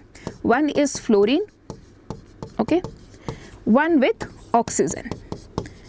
So for example, +5 oxidation state is also a higher oxidation state, +7 is also a higher oxidation state. Okay, so if I compare out of fluorine and out of oxygen, which is a better one, or with which the higher oxidation states are more stable, that is with oxygen. Why? It is because oxygen can form multiple bonds. Okay, so that is why for example, in general, the higher oxidation states form bonds with fluorine and oxygen. Okay, fluorine, why fluorine? Because of its small size and higher electronegativity. Okay, but if I compare, or if I ask, out of fluorine and oxygen, which is the better for higher oxidation states, then definitely oxygen wins here because of its ability to form multiple bonds. Okay, so how do we frame it in the answer? So we can write the highest oxidation state of manganese is stabilized by its oxide only due to the ability of oxygen to form multiple bonds. Okay. Next, give reasons. Cu2 plus is more stable than Cu plus. Okay, Cu2 plus aqueous is more stable than Cu plus. Ionization enthalpy increases along the transition elements from left to right. Okay, now let us see copper electronic configuration. Copper electronic configuration is 3d10 4s 1. Okay, if I see copper plus, it is 3d10, copper 2 plus, it is 3d9. Now if I see, we have already studied a lot of times that half filled and fully filled electronic configurations are stable. So my genuine doubt should be, or my genuine reaction should be, copper 2 plus should be more stable, right? It should be more stable. Why? Because it is having fully filled electronic configuration, right? But the case is not the same in case when these are present in aqueous medium. Okay, so what happens when aqueous medium, we consider Cu plus aqueous medium and Cu2 plus aqueous medium. In these two cases, if you compare, Cu2 plus is more stable. The reason here is more negative hydration energy. Now see, what is this hydration energy? You have copper plus ions, you have copper 2 plus ions. Okay, when you dissolve them in water, okay, when you put them in water, the water molecules surround the ions and releases energy. So when you have copper plus, okay, and you have copper 2 plus. Now you can understand I have drawn the size different, definitely because copper plus size is bigger. So here what happens, water molecule surrounds, less water molecule surrounds because of the bigger structure, and less energy is released. But copper 2 plus, since it is a smaller molecule, more number of water molecules surround here and its energy decreases, and its energy decreases up to here, its energy decreases up to here. Means more negative hydration enthalpy takes place here. That is why Cu2 plus becomes more stable than Cu plus in aqueous medium, even though Cu plus has D10 configuration. Okay, I hope this is clear. So let's see how we can frame. Copper plus has a tendency to get oxidized to Cu2 plus because Cu2 plus is more stable due to greater hydration energy. That's all you have to write. Next, what happens, why the ionization enthalpy increases along the period? That is very simple. Along the period, size decreases, effective nuclear charge increases, so ionization enthalpy increases. Okay, so this is very same. Moving to the 8th question, why do the transition elements exhibit higher enthalpy of atomization? So first let us quickly discuss what is enthalpy of atomization. Suppose I have, okay, H2 molecule. Now when you give enthalpy of atomization, you will have hydrogen atoms produced. Okay, so whenever the energy is given to a molecule and it breaks into atoms, that is called as enthalpy of atomization. Clear? Now my question here is that for transition elements, this enthalpy of atomization is very high. Means suppose if you have a metal, okay, you have elements like these are the atoms present here, right? So if you give enthalpy of atomization, what will happen? These atoms will be separated. Okay, so that is enthalpy of atomization. The question here is asked that in case of this transition elements, the enthalpy of atomization is very high. What is the reason for that? So the reason is very simple. See, these transition metals have what? Unpaired electrons.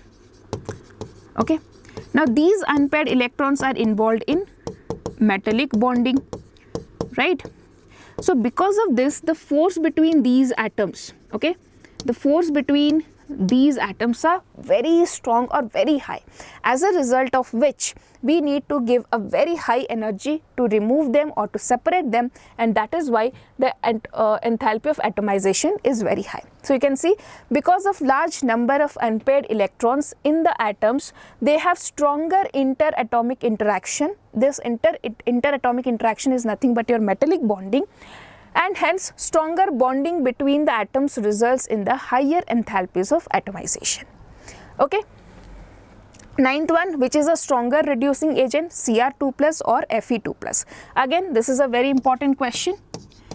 Stronger reducing agent, see, Cr2 plus, Fe2 plus.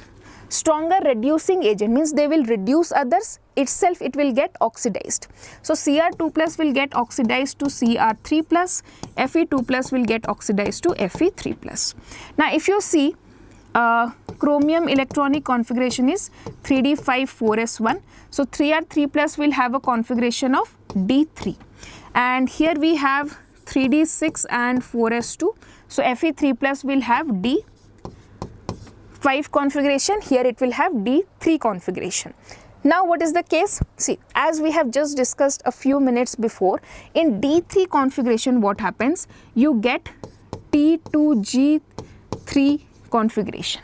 Okay, the energy levels go down, so definitely this is more stable, so that is why Cr2 plus is a stronger reducing agent. Okay, so although D5 is also very stable, it is exactly half filled, but here this is D3 also, here T2G3 is also exactly half filled, but it has a lower energy, so that is why this will be a better reducing agent.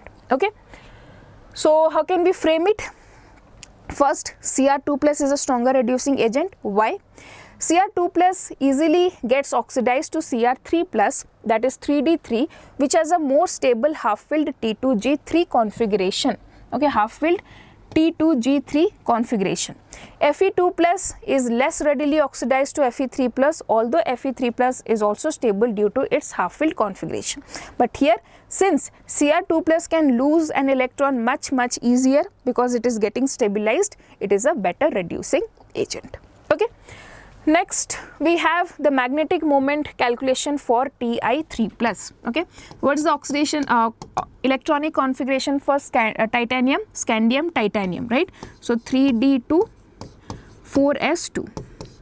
Titanium 3 plus will have 3d1. Okay, now what is mu formula? Root over of 1 into just let me write down first formula. Root over of n into n plus 2. So that gives me root over of 1 into 1 plus 2, that is equal to root 3, that is equal to 1.73 Bohr magneton. Clear? Okay, now we will move to 3-marker question. In 3-marker section, there are some very predictable questions that you must remember. Okay, so let's see the first question. Write the balanced chemical equations for the reactions involved in the preparation of potassium permanganate, that is KMnO4 from MnO2. Okay, write the structure of manganate ions also. So preparation, these two reactions, please remember, MnO2 in KOH plus O2 gives you K2MnO4, and then K2MnO4 in acidic medium gives you MnO4 minus. Okay, and the structure of manganate ion is MnO4 2 minus, you have 2 oxygen double bonded, 1 or 2 oxygen single bonded. Okay, tetrahedral structure, green in color. Okay, this you have to remember. Next, the chemical reactions for involve the preparation of potassium dichromate from chromite ore, potassium dichromate. Okay, so if you see first step 1, iron chromite is converted to sodium chromate, sodium chromate is converted to sodium dichromate, then sodium dichromate is converted to potassium dichromate. So these 3 reactions please remember. Okay, we'll move to third question. This question is important. Write the balanced chemical reaction for the following. Reaction between potassium dichromate and iodide ion in the acidic medium. So first let us talk about the reactions of potassium dichromate. See, Cr2O7 2 minus. In acidic medium what happens? It gets converted to Cr3 plus. Now I have 2 Cr. I will write 2 Cr here. Now what is the oxidation state of chromium here? Plus 6, here it is plus 3. Okay. Now plus 6 to plus 3, how many electrons has to be gained for reduction? 3 electrons. There are 2 chromium, so for 1 chromium 3 electrons are required, for 2 chromium 6 electrons are required. So I can put here 6 electrons. Okay, next I have 7 oxygen, so you can put 7 water here. Now due to this hydrogen is unbalanced, so you have to add 14 H plus here. Okay, so this is the reaction for, sorry, okay, one second. Okay, this is the final reaction of what? Of the conversion of chromium Cr2O7 to Cr3 plus in acidic medium. Now let's see our answers. In the first one, what is there? Iodide ion is reacting with Cr2O7 2 minus. So iodide ion will get converted to I2. Okay, see, this is getting reduced, so that means it will get oxidized. But here what you see, the number of electrons should be same. I'll multiply it with 3. So I will get here 6I minus gives 3I2 plus 6 electrons. Now what you have to do, simply you have to just add both of these reactions and write down the final reaction. So I will add and write. Okay, so first I have 14H plus Cr2O7 2 minus plus 6 electrons plus 6I minus gives me, okay, so I'll just erase this one, 3I2 plus 6 electron is there. Okay, so I have 3I2, 6 electron will get cancelled, right? So I have 2Cr3 plus 7 water. Okay, so the 6 electrons got cancelled, so here I don't have 6 electrons. Clear? Next, talking about B. Reaction between potassium dichromate and sulfide ion. Okay, so how does sulfide ion will react? It will react like this.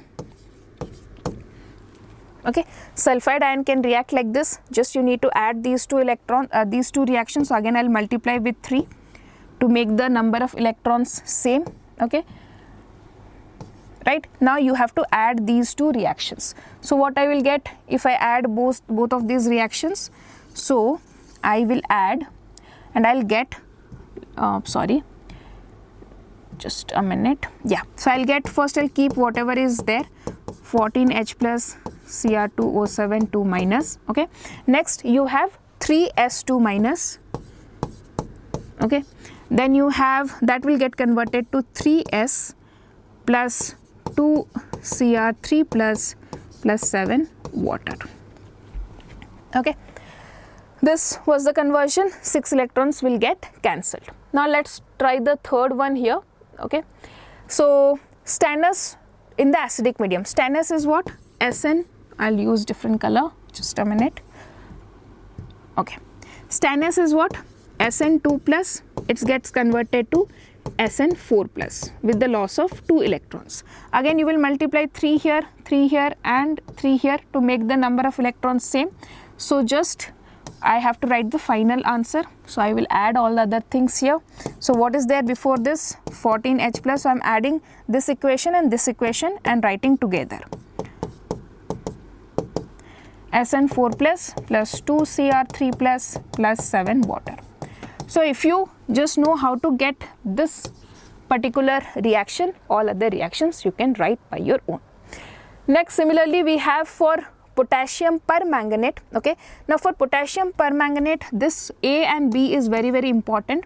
So remember, in potassium permanganate, when reacts with acidic medium, I minus gets converted to I2. Okay, in acidic medium, this is very important.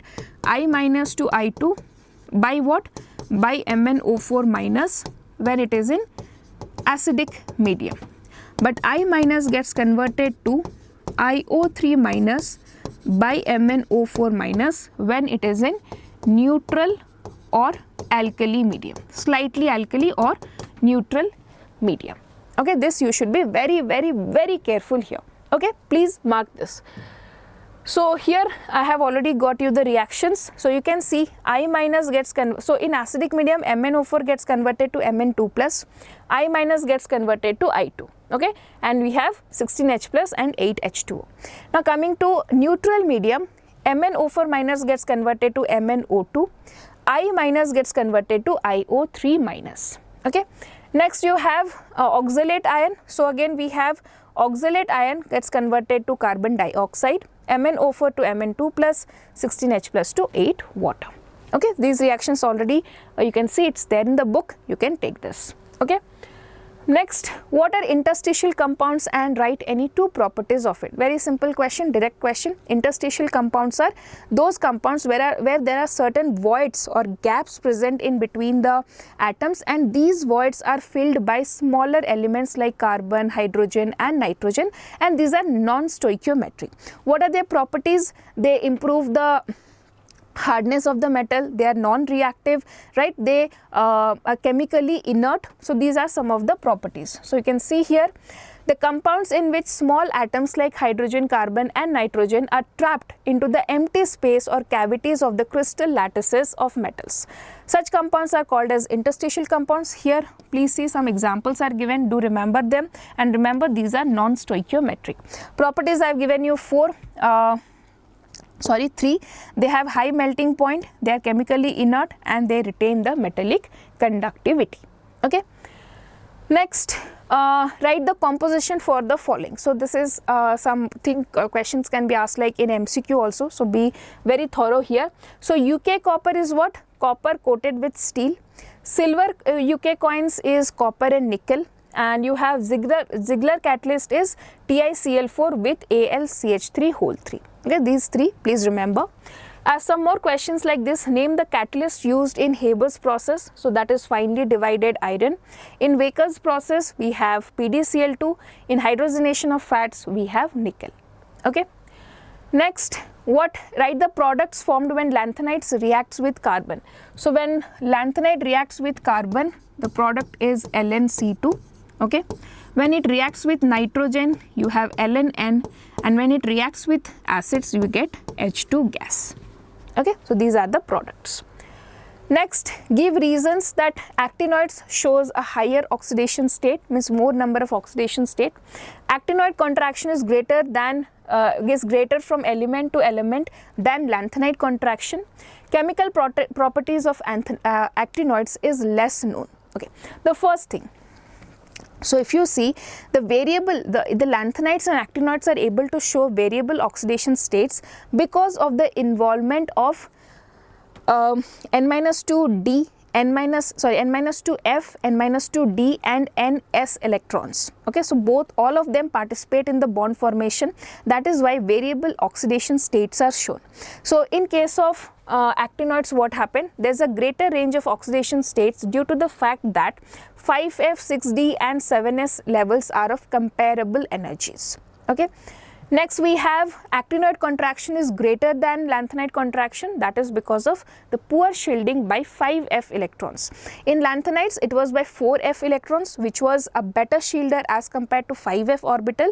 But as the size increases, the diffusivity is more, the shielding power decreases. So due to the poor shielding effect of 5F orbitals, actinoid contraction is more than lanthanide contraction.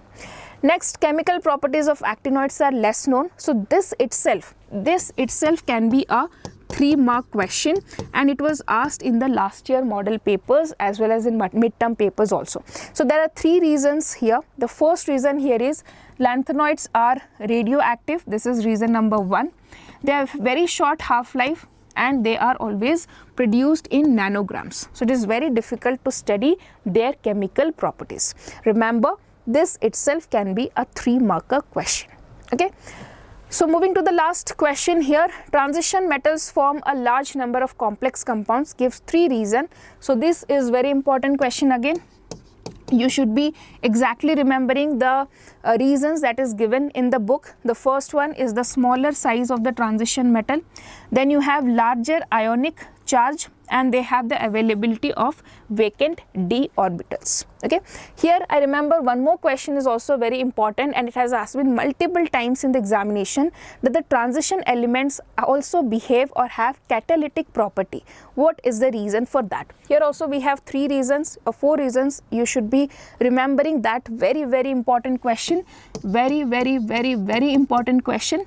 Variable oxidation states, large surface area, incompletely filled d orbitals and intermediate compounds. Okay, so these are the 4 reasons why they have catalytic property, and these are the 3 reasons Oh, sorry.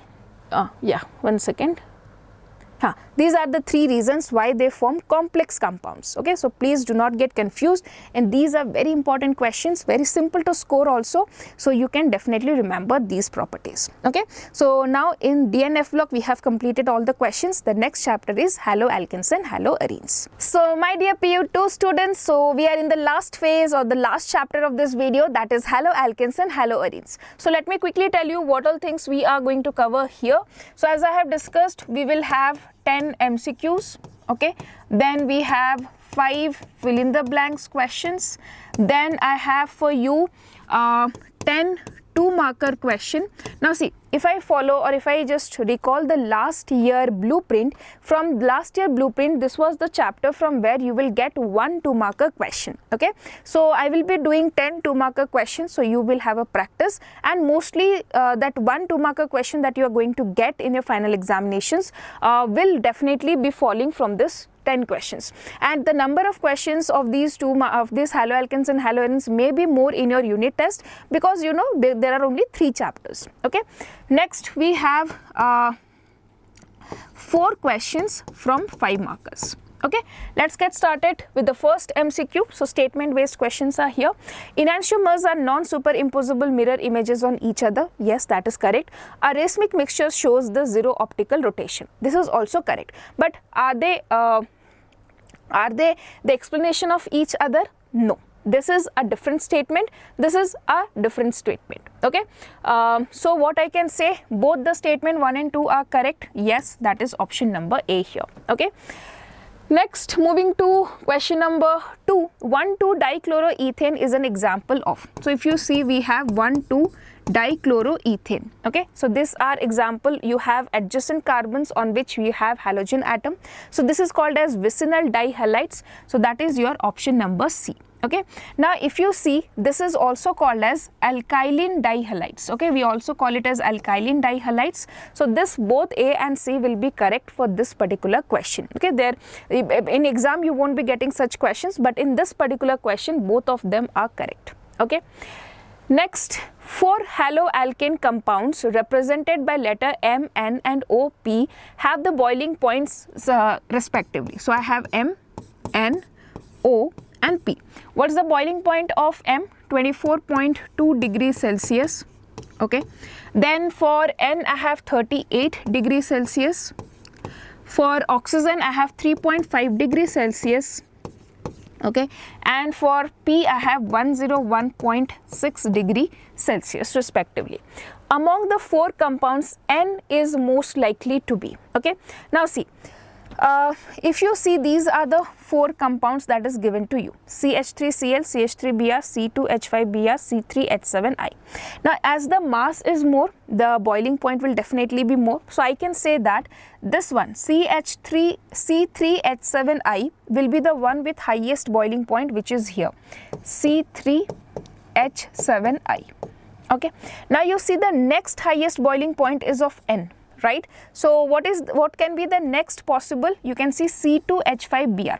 Here we have 2 carbon and 1 bromine. Here we have 1 carbon and 1 bromine. So definitely this one is going to be more heavy than this one. So this will be your C2H5Br. Okay, so what is my N? N is option number C here.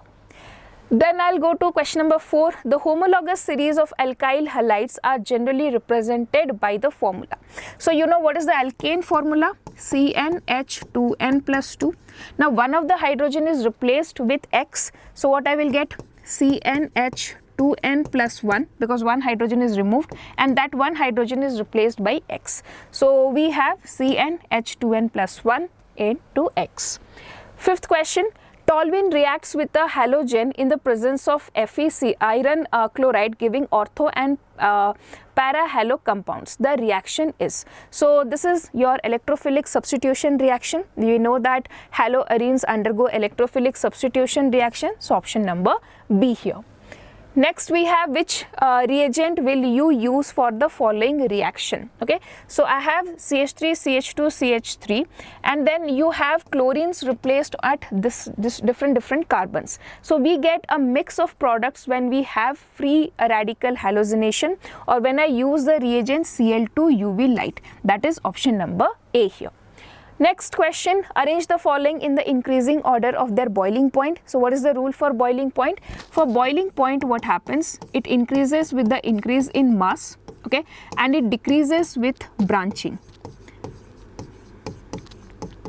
Okay, if branching is more, boiling point is less. So let us see here. I can see that B is the complete straight chain. So definitely B will have more boiling point. So I can have all these options eliminated because B is having the highest boiling point here.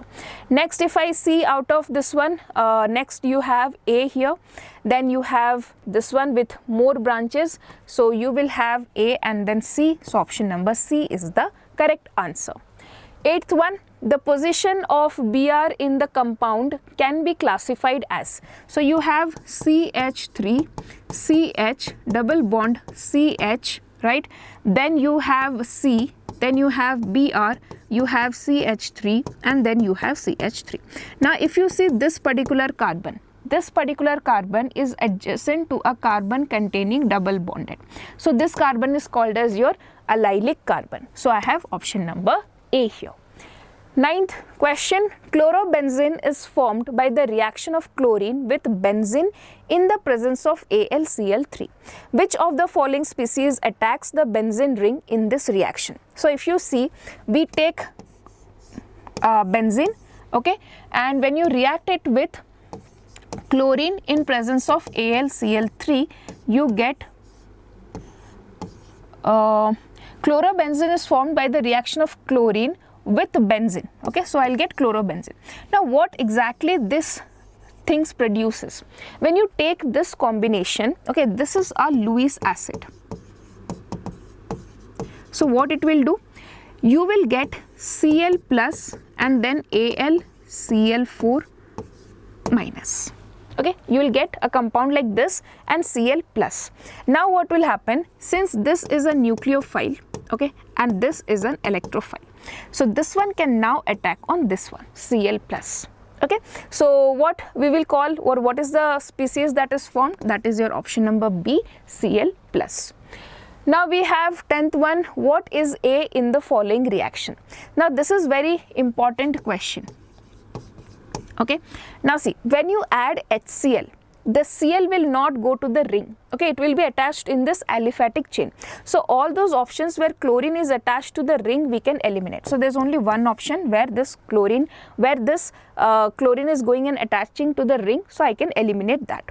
Now see what is the question given to me.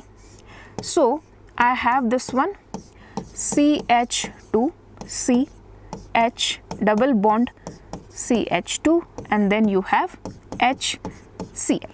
Okay, now what will happen? See, now if I follow normal Markovnikov's rule, the negative part will go to the carbon having less number of hydrogen. So what is my expected, or what many of you will be writing is this one.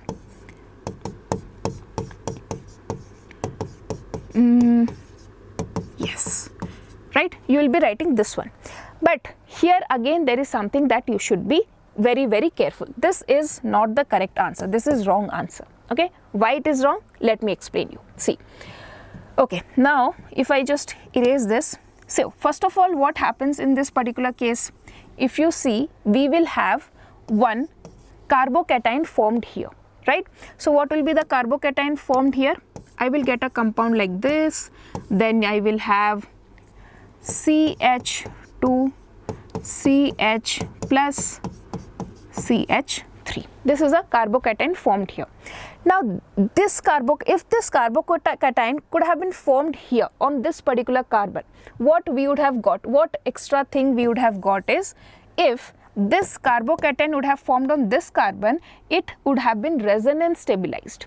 This is a secondary carbocation, right? But resonance stabilized carbocations are much more stable. So there is a chance of getting a resonance stabilized. So that is why what happens, I'll just draw the bonds here so that you can understand what exactly happens here. So what will happen, this hydrogen will shift here and we will get a carbocation on this particular carbon, which is a benzylic carbocation. So what I'll get here, this one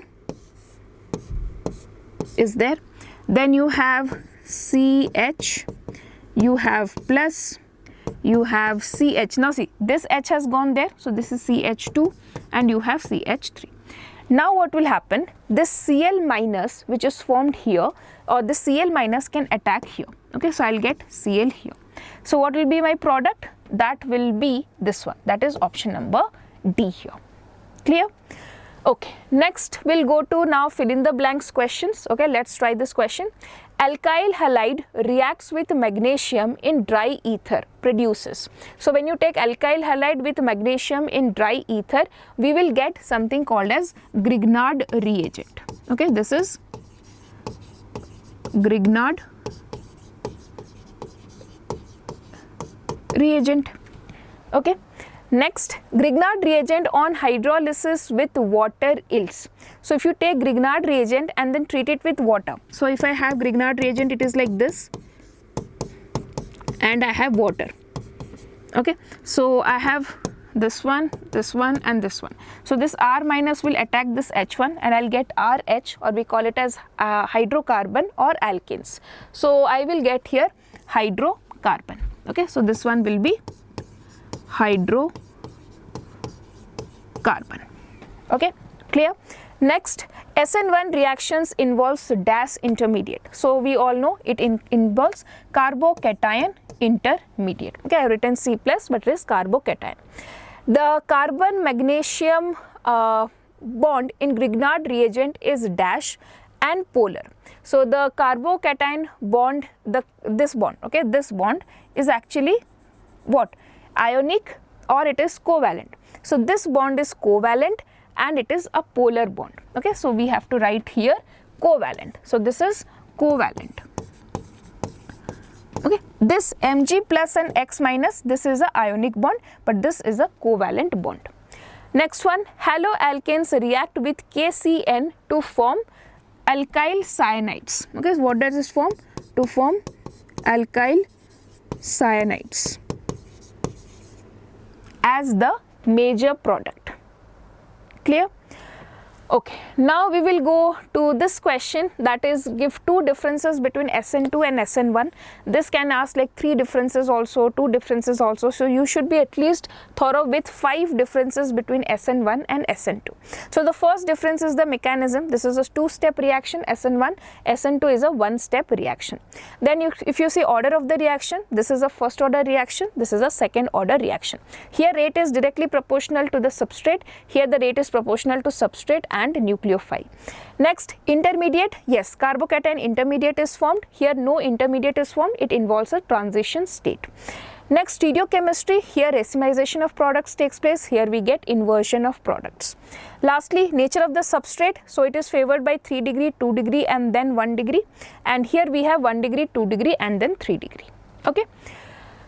Next question, why free radical halogenation of alkanes method is not considered for preparation of haloalkanes? So I'll just give a simple example. If I have this particular CH3, CH2, CH3, sorry, and no, just a minute. Okay, so suppose I have CH3, CH2, CH3 and you are treating it with Cl2H nu. So what is the possibility? All possible products you will get. So I can replace one chlorine here, that is CH2Cl, CH2CH3. You can replace one hydrogen here, you will get CH3, CH2Cl, CH3. So we will get a mixture of products. Okay, you won't be getting any single product, you will be getting mixture of products, and that is something which makes this process not favorable, because suppose I want one chloropropane, but you also get this one and you have to now separate it. So that makes the work much more difficult, and that is why this is not a preferred method. Okay, how can we frame the answer here? Free radical halogenation of alkenes is not selective and leads to a mixture of mono, di and polyhalogenated products. It is difficult to separate them, so that is why it is not a good method. So you have to write two things. The first point you have to write is it gives you a mixture of products. This is the first point. The second point is you have to separate it. Okay, that makes it more difficult. Next, third question, classify the following into geminal and vicinal dihalides. So if I see the name and write the structure, ethylene dichloride, the structure is like this for ethylene dichloride, and this, if you see, adjacent carbons are having halogens, so this is vicinal halides, dihalides. Now if you talk about methylene chloride, so we have CH2Cl2, means on the same carbon we have 2 hydrogen and 2 carbon, so this is methylene chloride, and since one carbon contains both the chlorines, we will call it as geminal dihalide. Clear? Next, we'll go to question number 4. What is Schwartz reaction? Explain with an example. So Schwartz reaction is a name reaction by which we can produce fluoroalkanes, right? So you can simply write down alkyl fluorides are synthesized by heating alkyl chloride or bromide in the presence of metallic fluorides such as AgF, Hg2F2, COF2 or SbF3. The reaction is termed as Schwartz reaction.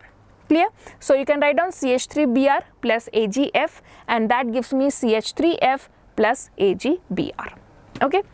Next we have fifth question, write the chemical reaction for the following synthesis, isopropyl chloride from propene. So if I write the first one, propene, CH3 CH double bond CH2, and when you treat it with HCl, okay, HCl. So what will happen? Markovnikov's rule will be followed and chlorine will go to the carbon having less number of hydrogen. So I will get CH3, CH, Cl and CH3. Okay. Next we have 1-chloropropane from propene. So you want to synthesize 1-chloropropane from propene. So you have propene again. Okay, but now I want chlorine on the first position, okay, but that is not possible to get directly. Okay, so what we can do here is, first we can do first we can do hydroboration oxidation reaction. In that, what we have to take, you have to take H2O2, okay, then B2H6 in presence of OH minus. So just remember, this reagent adds water following Markovnikov's rule, following anti-Markovnikov's rule. So in water, what is there? H plus and OH minus, right? Then anti-Markovnikov's rule means the negative part will go to the carbon having more number of hydrogen. So this one will give me CH3, CH2, CH2OH. And now if I just want to convert it into 1-chloropropane, so you can use what you can use here. Simply we can do with PCl3 or PCl5, SOCl2, anything we can use here, and we'll get, okay, better we will use SOCl2 because that is the most preferred method, right? Clear? So this reagents, if you might not have studied, please note it down, but it is there in the alcohols chapter. Okay. Moving to the next question, write the product formed when ethyl bromide reacts with. So I have ethyl bromide, CH3, CH2, Br. The first reaction is with KCN. So with KCN, you will get alkyl cyanides. So I will get CH3, CH2, Cn. And then you have AgNO2. Okay, so AgNO2, what will happen? KNO2, AgNO2 will add NO2 here directly. So we will get CH3, CH2, NO2. Okay, so two products we will get here. Next, moving to seventh one, what is Grignard reagent, and write its general formula. So what is Grignard reagent? So whenever we have alkyl magnesium halides, that is called as Grignard reagent. And how do we represent it? Alkyl magnesium halides are called as Grignard reagent and it is denoted as RMgX, alkyl magnesium halides. Okay. Eighth one, although chlorine is an electron withdrawing group, yet it is orthopara directing in the electrophilic aromatic reactions. Why? So here you have to be very, very careful and understand. See, chlorine group, okay, chlorine group is having minus I effect and plus R effect. By minus I effect, it withdraws the electrons. By plus R effect, it donates the electrons. Now, out of these two, which is more prominent? This is a more prominent effect. So, what happens here is, there is resonance because of which the substitution takes place at this position and this position. Okay, but since this I group is a deactivating group, overall chlorobenzene is less reactive towards electrophile. Or if I just compare benzene and chlorobenzene, chlorobenzene will be less reactive towards electrophiles as compared to now normal benzene. So that is happening because of this I group. This is group which is attached, which is having minus I effect, but at the same time it is having plus R effect, due to which there is some electron density at these positions and the electrophilic substitution reaction takes place. Okay, so how can we frame this answer? So chlorine is electron withdrawing due to its minus I effect, which deactivates the benzene ring by making it less reactive towards the electrophile. So if I compare chlorobenzene and benzene, chlorobenzene is less reactive. But however, chlorine also has plus R effect, where it donates the lone pairs of electrons into the ring, stabilizing the carbocation intermediate formed during the substitution, especially at the ortho and para positions. So that is why what happens. Thus, while overall reactivity is reduced, overall if you see, the reactivity has been reduced, but the substitution occurs at ortho and para positions, making chloro an ortho para directing group. Okay. Next question, name the reaction involved in the preparation of Freon 12 and mention one of its use. So Swartz reaction is used in the preparation of Freon 12. And what are its uses? You have aerosol, propellants, refrigeration and air conditioning purposes. Let's see now question number 10 here. Complete the reaction C6H5MgBr and C2H5ONA. Okay, so here if I see, it's very evident, this is delta plus, this is delta minus. Okay, and here this O minus, this is negative and this is positive.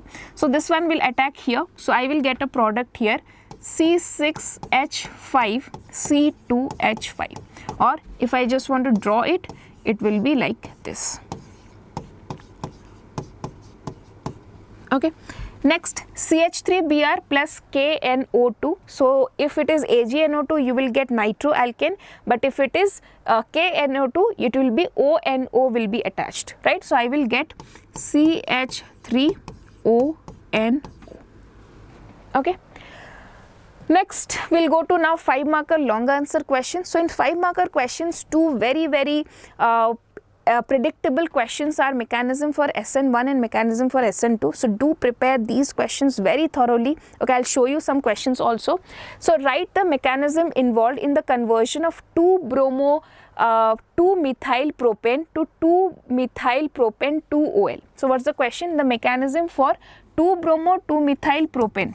You have 2-bromo-2-methylpropane to 2-methylpropane 2-OL.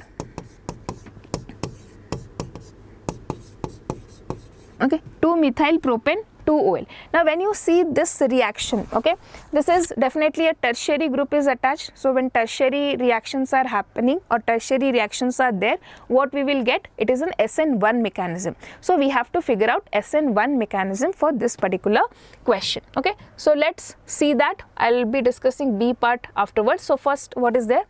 SN1 reaction involves two steps. It follows first order kinetics. Rate of reaction depends on the concentration and tertiary butyl bromide. This is something which I have added to just recall you for SN1. Don't have to write this. You can directly start from step 1. So the step 1 is tertiary butyl bromide ionizes slowly to give sp2 hybridized planar tertiary butyl carbocation and bromide ion. Remember, this is a slow step. Okay. So what will be the product here? I will have this one, CH3, CH3, CH3, and you have Br, and here you will have a reversible arrow. Please remember, this is a reversible arrow. You can check in the book also. You will get plus Br minus. So here you can write this is the carbocation. Okay. What is the second step? The nucleophile OH minus from aqueous NaOH attacks the planar carbocation on either side to give a tertiary butyl alcohol. So what will happen now? OH minus is there. It will attack this one, that is CH3. This is there, right? So this one will attack on this one, and you will get a product CH3 COH CH3 CH3, right? So this is the mechanism. Now what's the second part of the question? What are enantiomers? Name one physical property which is differing in enantiomers. So we all know enantiomers are a pair of non-superimposable mirror images and images of a chiral molecule, and the physical property that differs is the direction in which they rotate the plane polarized light. One enantiomer rotates it to the right, that is dextrorotatory, then the other one will rotate it in the left or levorotatory. Okay. Next we will go to question number 2 here. Write the equations for the step involved in the SN2 mechanism of chloromethane to methanol. Okay. So we'll see here chloromethane to methanol, how the reaction is happening. So what is the first thing here? SN2 mechanism involves only one step. It follows second order kinetics. Okay. So the nucleophile OH minus attacks the electron deficient carbon atom from the rear backside, or from the backside it attacks. You can see here the attack is taking place from the backside, okay, of the carbon atom to form a transition state. We get a transition state here. It is unstable. In the transition state, a partial bond is formed and a partial COH bond is formed and a partial CCl bond is formed. The product methyl alcohol obtained has the inversion configuration because it has attacked from the backside. Okay, so you can just write this much, and this explanation you have to mention. Next, name the product formed for the reaction of isopropyl iodide with alcoholic KOH. So B, if I see, okay, just a minute. Yeah, so isopropyl iodide with alcoholic KOH. So yes, so if you have isopropyl iodide with alcoholic KOH, so what will happen? This HI will be removed, double bond will form here, and we will get a compound like this, that is propene. Next, what is the condition to be satisfied for a compound to be chiral? So for a compound to be chiral, what is the condition? All the four bonds attached to the carbon must be different. Okay. Let's go to third question. Here we have to complete the reaction. So first one is HBr. All of we know it will follow Markovnikov's rule. So Br will attach here. So I have CH2 and I will attach H here. Then you have CH and you have Br here, and you will have CH3. Okay, so that is the product that is formed here. Next, Na dry ether, you have to find the reagent. So you can find that there are 4 carbons, right? So 2 carbon, if in this is Wood's reaction, the number of carbon gets doubled. So the reaction must be between C2H6, C2H5Cl. Okay, if 2 molecules of this reacts in presence of Na dry ether, you will get butane. Okay, next you have NaOH 623 Kelvin 300 atm at H plus. So here what will happen? You will get OH is formed. Clear? So these are the products. Next question, explain Saitsev rule with an example. So if I talk about Saitsev rule, what does Saytzeff rule states? So during dehydrohallucination reaction, the more substituted alkene is formed as the major product. Okay, so one example is there, 2-bromopentane if you take, and if you take this one where the alkene is formed here, which is not a more substituted alkene, that will be a minor product with 19%, and if you see this side, we will get a more substituted alkene which is of 81%, a major product here. Okay, next we have this question, is again an important question. Okay, let's try to solve this question. So primary alkyl halide C4H9Br, this is a primary alkyl halide. So I have two possibilities. Okay, C4H9Br. What are the possibilities? You can have like this something. Okay, this is a primary alkyl halide of C4H9Br, or you can have something like this. This is also primary alkyl halide with these possibilities. Okay, next, any one of this is A, which we don't know. Reacted with alcoholic KOH to give compound B. Okay, one of them reacted to give compound B. So if it is reacting with alcoholic KOH to give a compound B, then that means what? This B must be what? A alkene group. Okay, reacted with alcoholic KOH, so we will get a alkene produced here. Next, it reacted with HBr to give a compound C. So now it reacted with HBr to give a compound C, which is an isomer of A. Okay, this C, how it is related to A? It is a isomer of A. Next, when A is reacted with sodium metal, we don't know which is A. Okay, when A is reacted with sodium metal, it gives a compound D. Okay, so when it is reacting with sodium metal, it gives a compound D. Now what is told about D here, which is different, see, very important, which is different from the compound formed when N-butyl bromide is reacted with sodium. So this D is not that product that we will get if N-butyl bromide reacts with sodium ethyl or reacts with sodium metal. So that means what? D is something when this has reacted, not this one. So I can discard this as A. This is not A, this is A. Right? Once again I will repeat, when A is reacting with sodium metal, we are getting something as D, which is not equal to the product formed when N-butyl bromide reacts with sodium metal. That means A is not N-butyl bromide, so there is only one other possibility left, which is this one. So now give the structural formula of A and write the reactions involved for all the reactions. Okay, so now we have got the structure of A. What is the structure of A? A structure is CH3, CH2Br, CH3. Okay, this is the structure of A. Now what is the first reaction that we have? Reaction with alcoholic KOH. Now when it reacts with alcoholic KOH, this HBr will be removed and we will get a double bond here.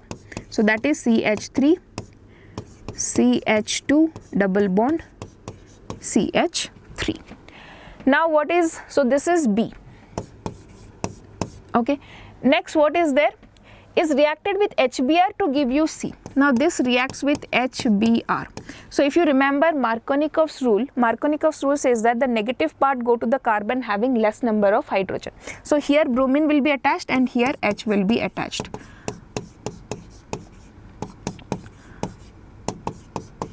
Okay, so this is C.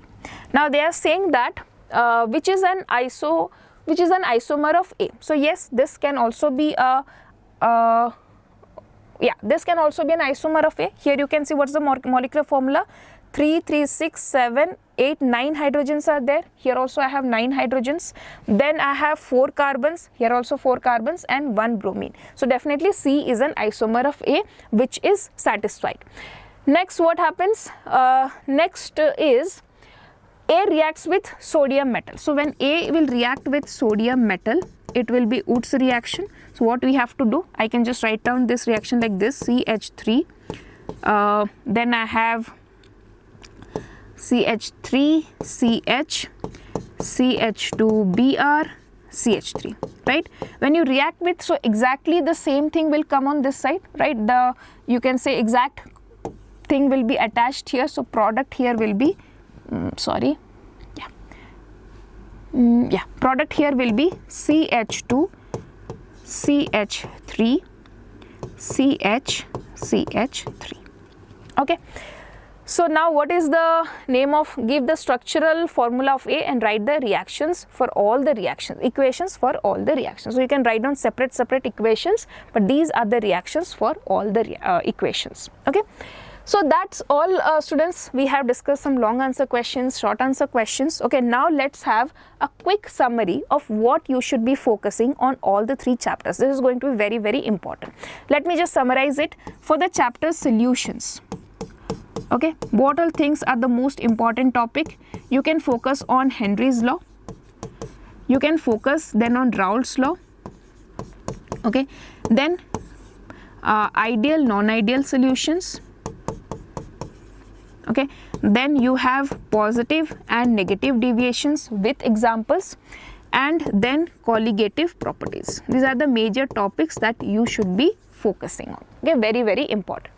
Next, if I talk about D and F block, so here the trends, most important is trends. You should be focusing on all the trends. Then is important is what? After trend, magnetic moment.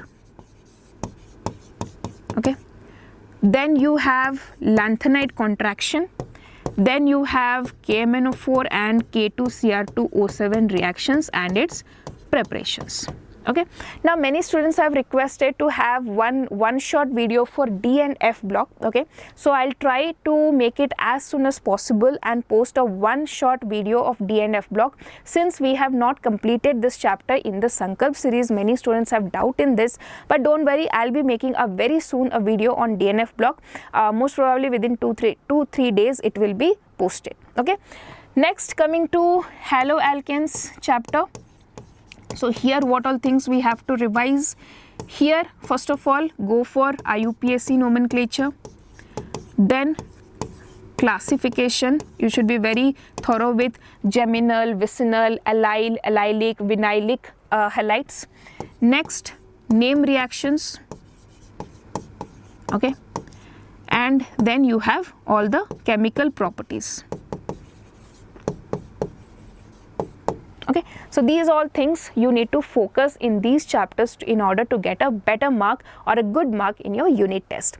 Apart from this, if you still have any doubt, do let me know in the comment section. I'll definitely address to it. And thank you for watching and all the very best.